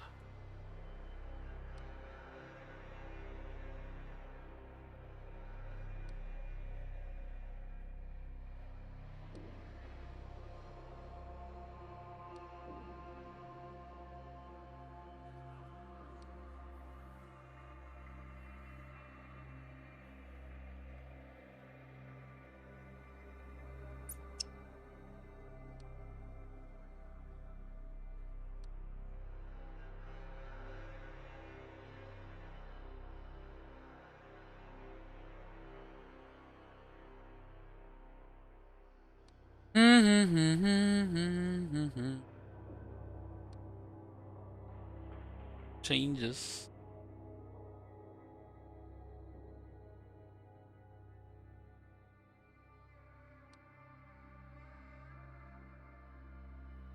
No changes yet. Where's Fat Boy?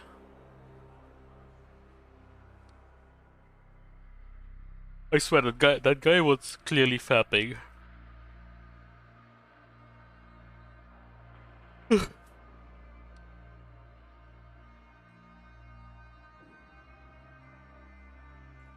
This painting maybe changed? Let me check.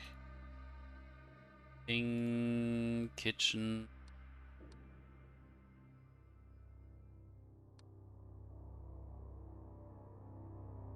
My god, this one is... Okay, this one is not expanding. But maybe it's door open. Corridor?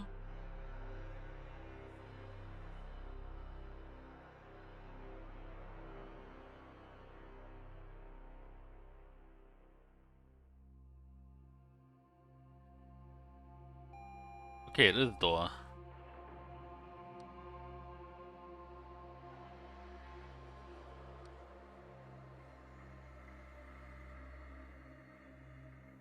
To know. I just realized, does this place have any lamps? Oh, the pot is gone. Oh, like the pot moved.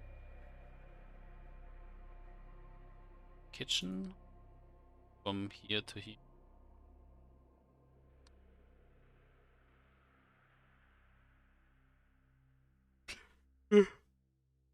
This place literally has no lamps. This place sucks. In comparison to the other one, what the hell?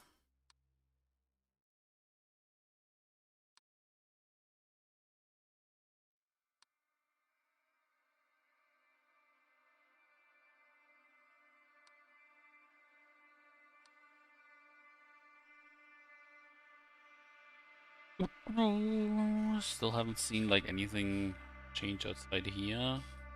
Well, aside from the thing in the back.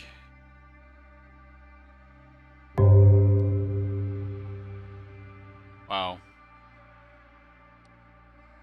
Made it to 1 hour. 1 AM.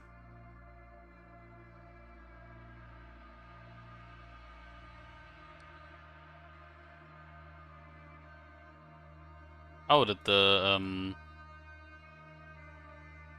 mirror changed? No. I don't know. A horizontal or vertical?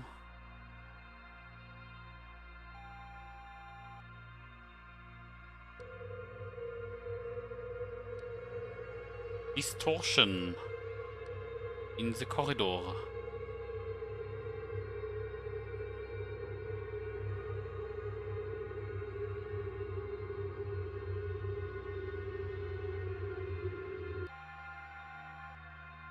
Stop it.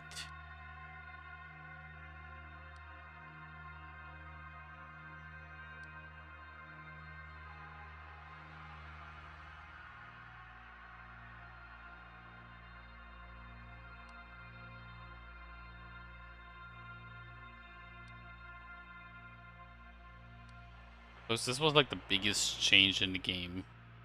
Whole corridor, the sorting.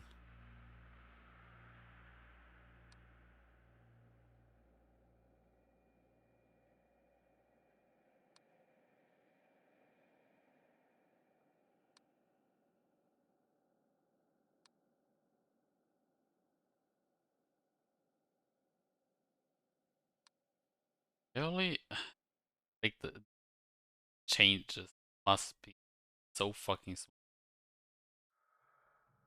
Don't notice them. I'm gonna do extra object in the kitchen.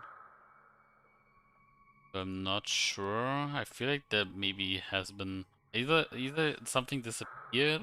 Oh, the door opened.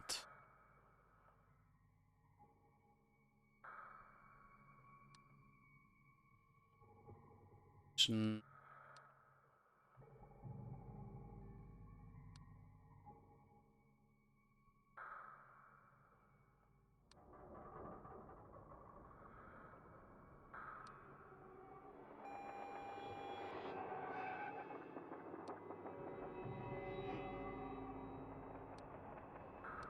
We do object disappearance.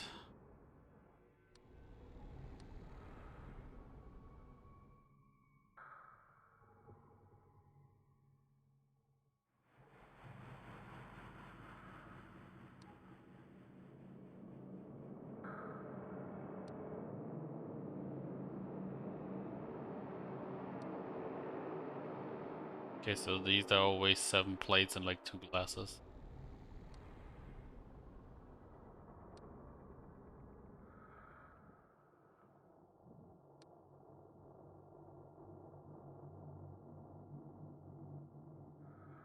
Looks the same, this whole room. Also looks like nothing really changed. There's still plants on the table. Book. Chairs are all lined up. Oh, I saw object movement here.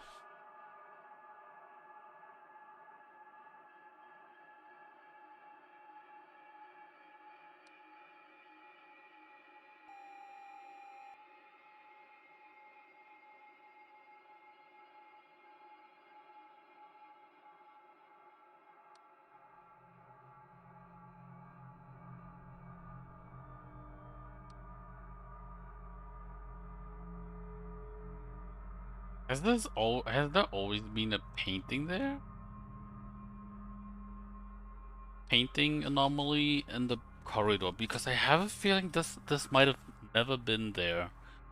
Painting.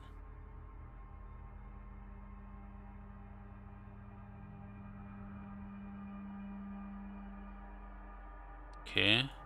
Maybe extra object? Let me do that.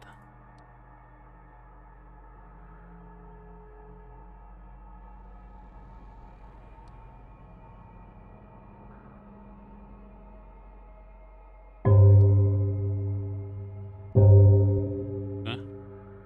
The painting is always there. Got it.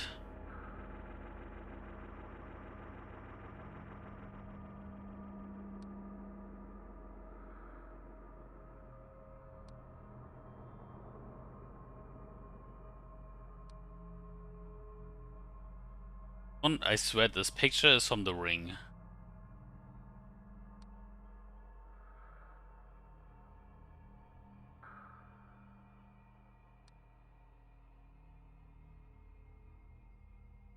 Literally taken from.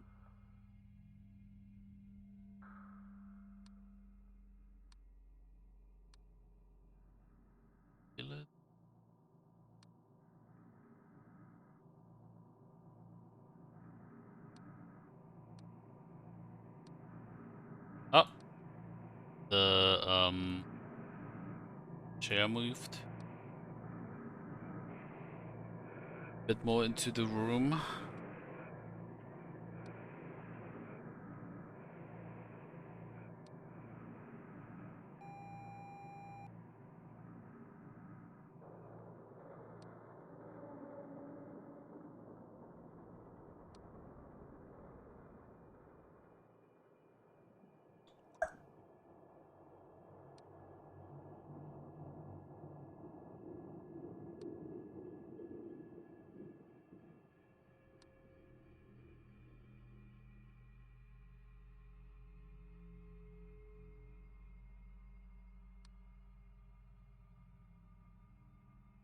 Well.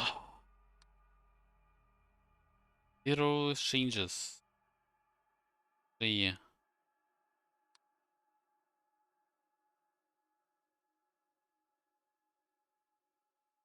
Feel like there's an object, maybe a chair, like here.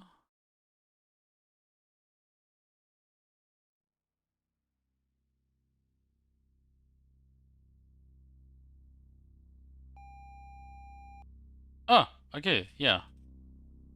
That's what kind of weird.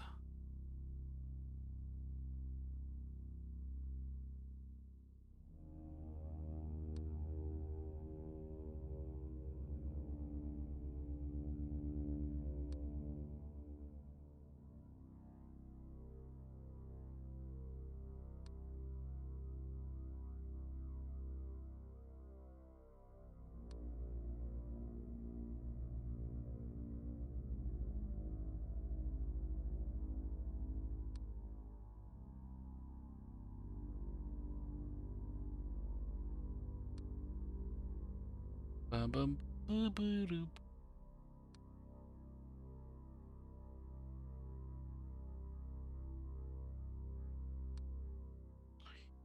Shinmin.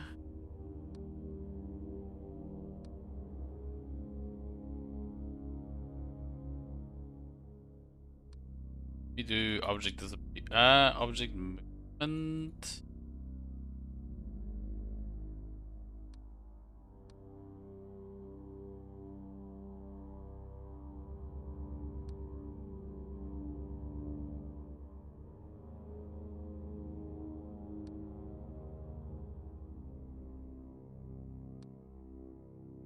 Never mind then. Oh, big boy is back. Kitchen. I'm gonna look at him this time and see what happens. Probably gonna port like right into my face.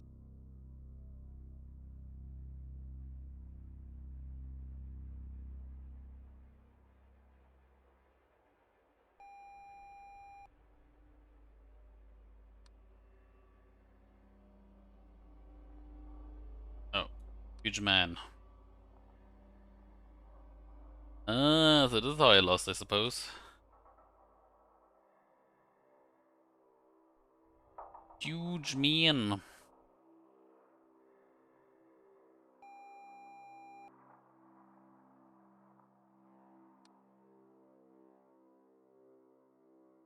Well, there we have it. A huge man.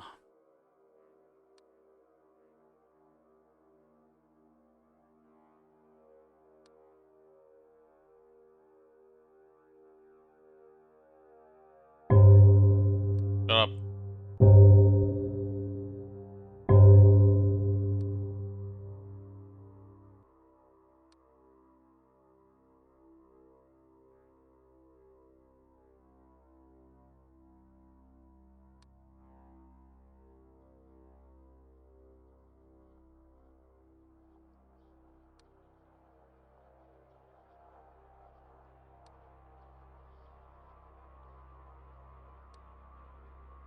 Oh, distortion.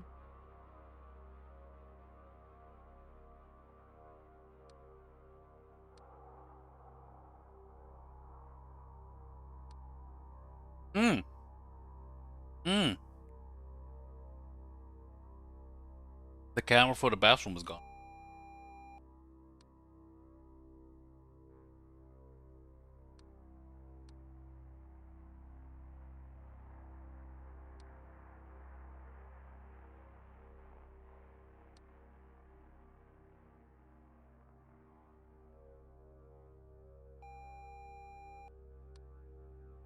There it is again.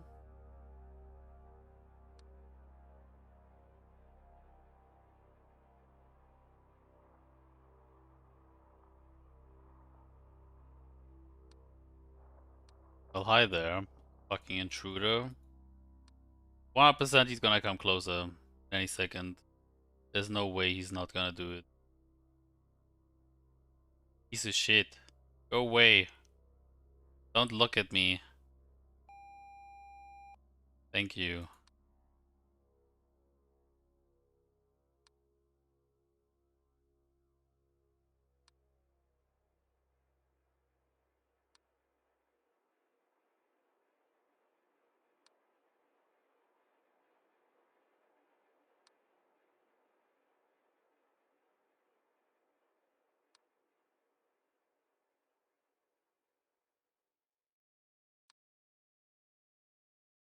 Getting quieter again, which is not good.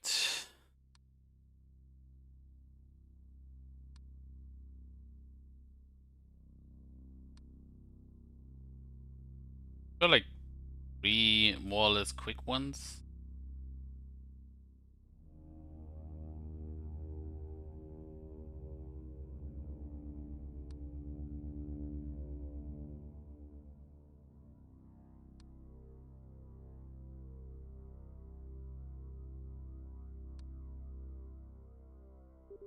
Oh, there's my warning, which sucks. Oh, the carpet disappeared. Kitchen.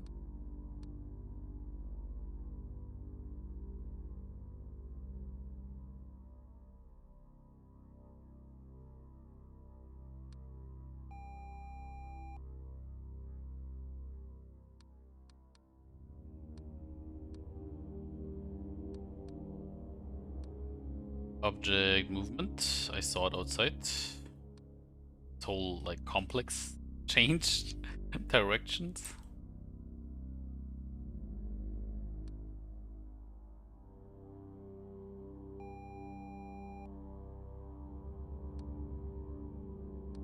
Light anomaly.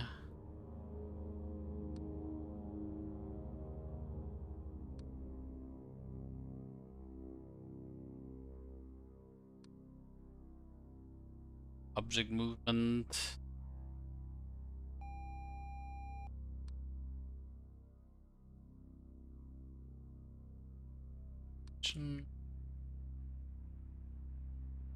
Wonder where Fat Boy is.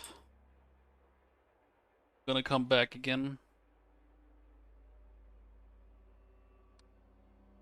I feel like no, maybe not.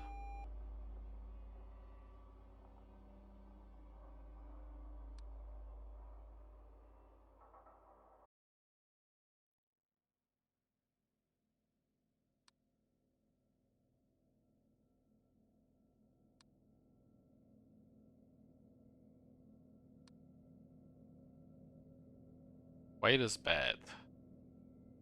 Oh, I see an intruder. He's most likely gonna like jump in any second.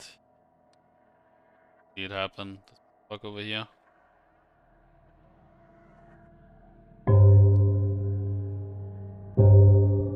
Okay, I didn't see you.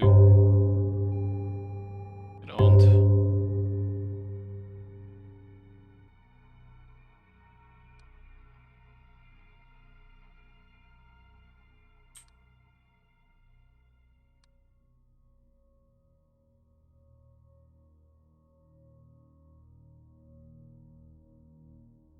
Back, but you're getting ready for a shower.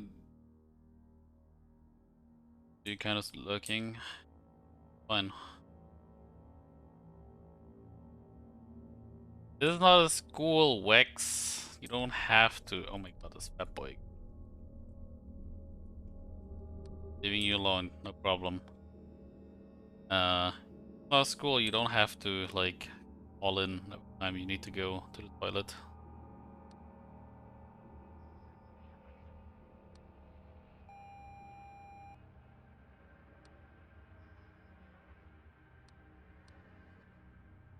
Twice Fat Boy came back. God damn it. Tap somewhere else. But I do have to say this might be my last run because it's at 10 p.m. and I would like to chill afterwards. Sadly, I will also lose this. Like it was actually a good attempt, but I got my warning at like 3 a.m. like 3:30. So assuming not goes through unless I get really lucky with the anomalies.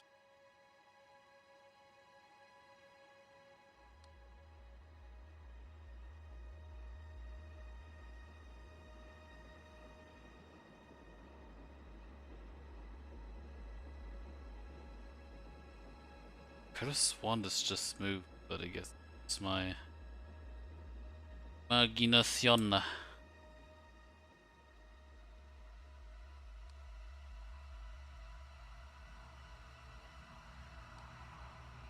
Okay.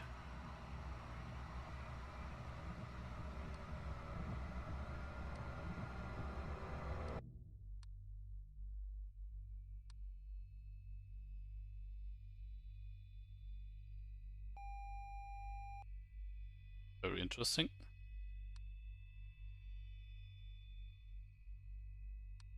Oh, movement. Object movement, living room. The cup.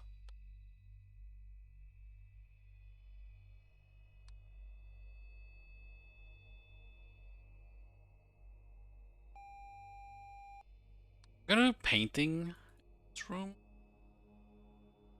Oh fuck. No, I did it again. I accidentally sent a report even though I didn't want to.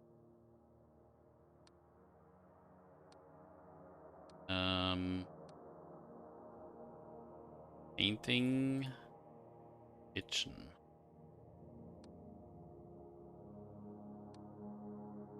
Oh, I see a shadow.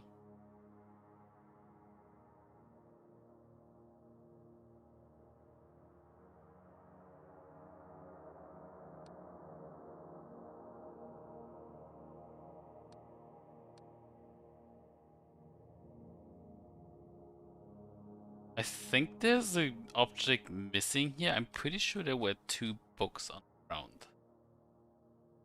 So whenever put there's a bedroom.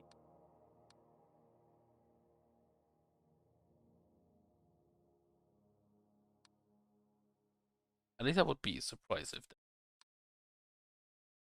sure. Yep, there it is.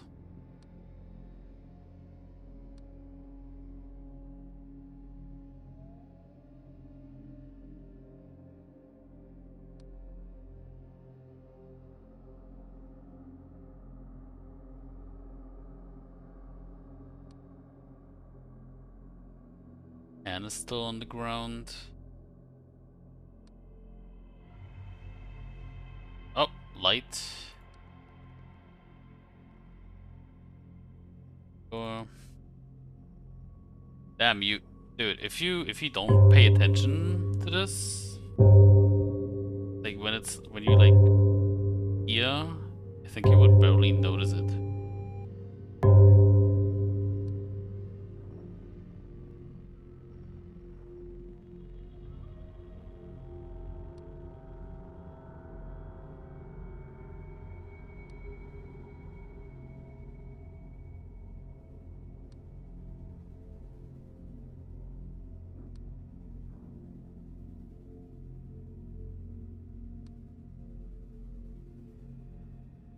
Ba, ba, ba, ba, ba.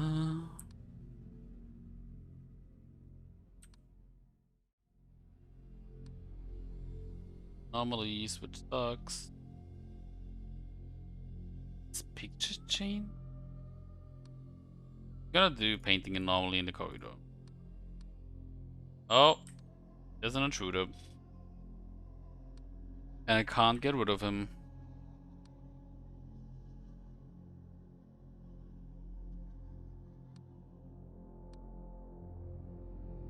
Wait, he's outside, isn't he? Is it outside?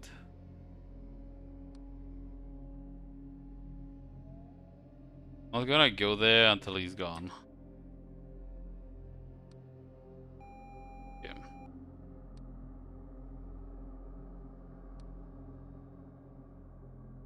Gone.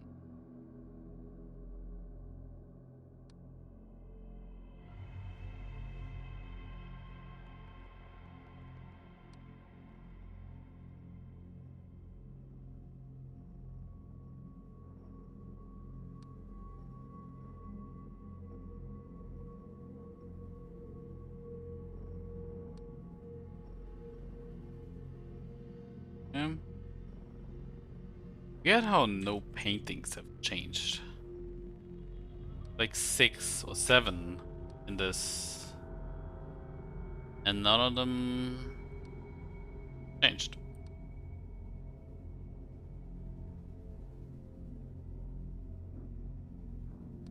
Would have guessed like at least this one changes.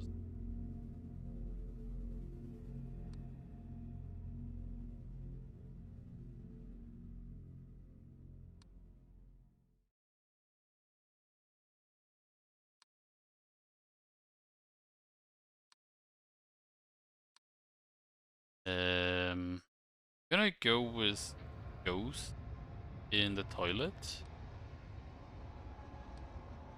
Like flickering, so I'm not sure if it's like considered a portion or a ghost.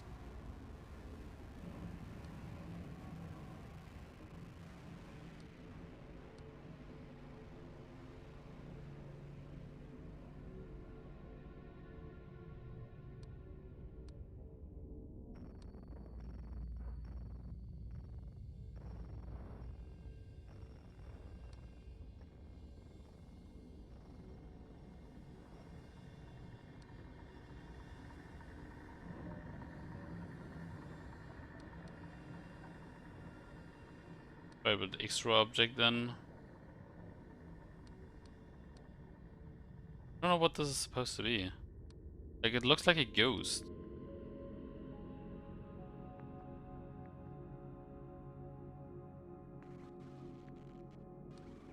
Shadow anomaly maybe? Oh, there's the abyss.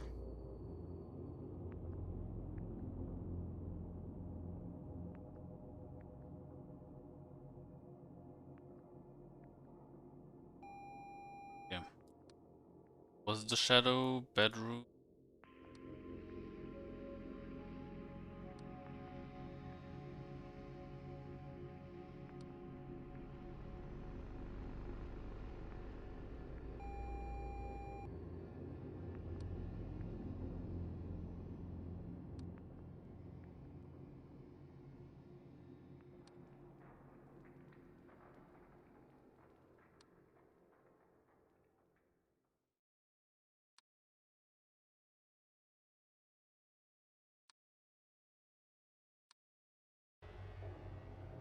Yeah. I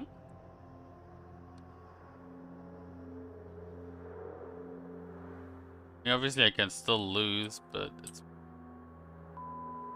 no fucking, oh my god, I had to call it, right? I had to like say it. No. Oh, I was so close. I was literally 2 minutes away. Like 2 in-game minutes. Fuck you. Come on.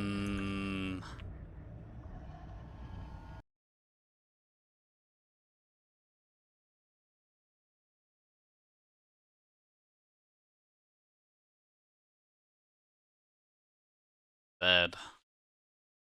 I should have had that.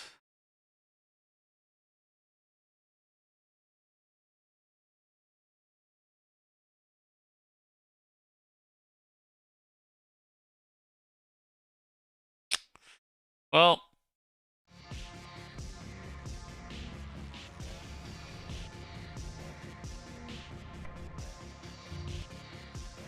I'm gonna try this some other time. Maybe tomorrow. Who knows? I'm done. Let's go to Gimme. He's amazing. And I did tell you guys to go there anyway, right?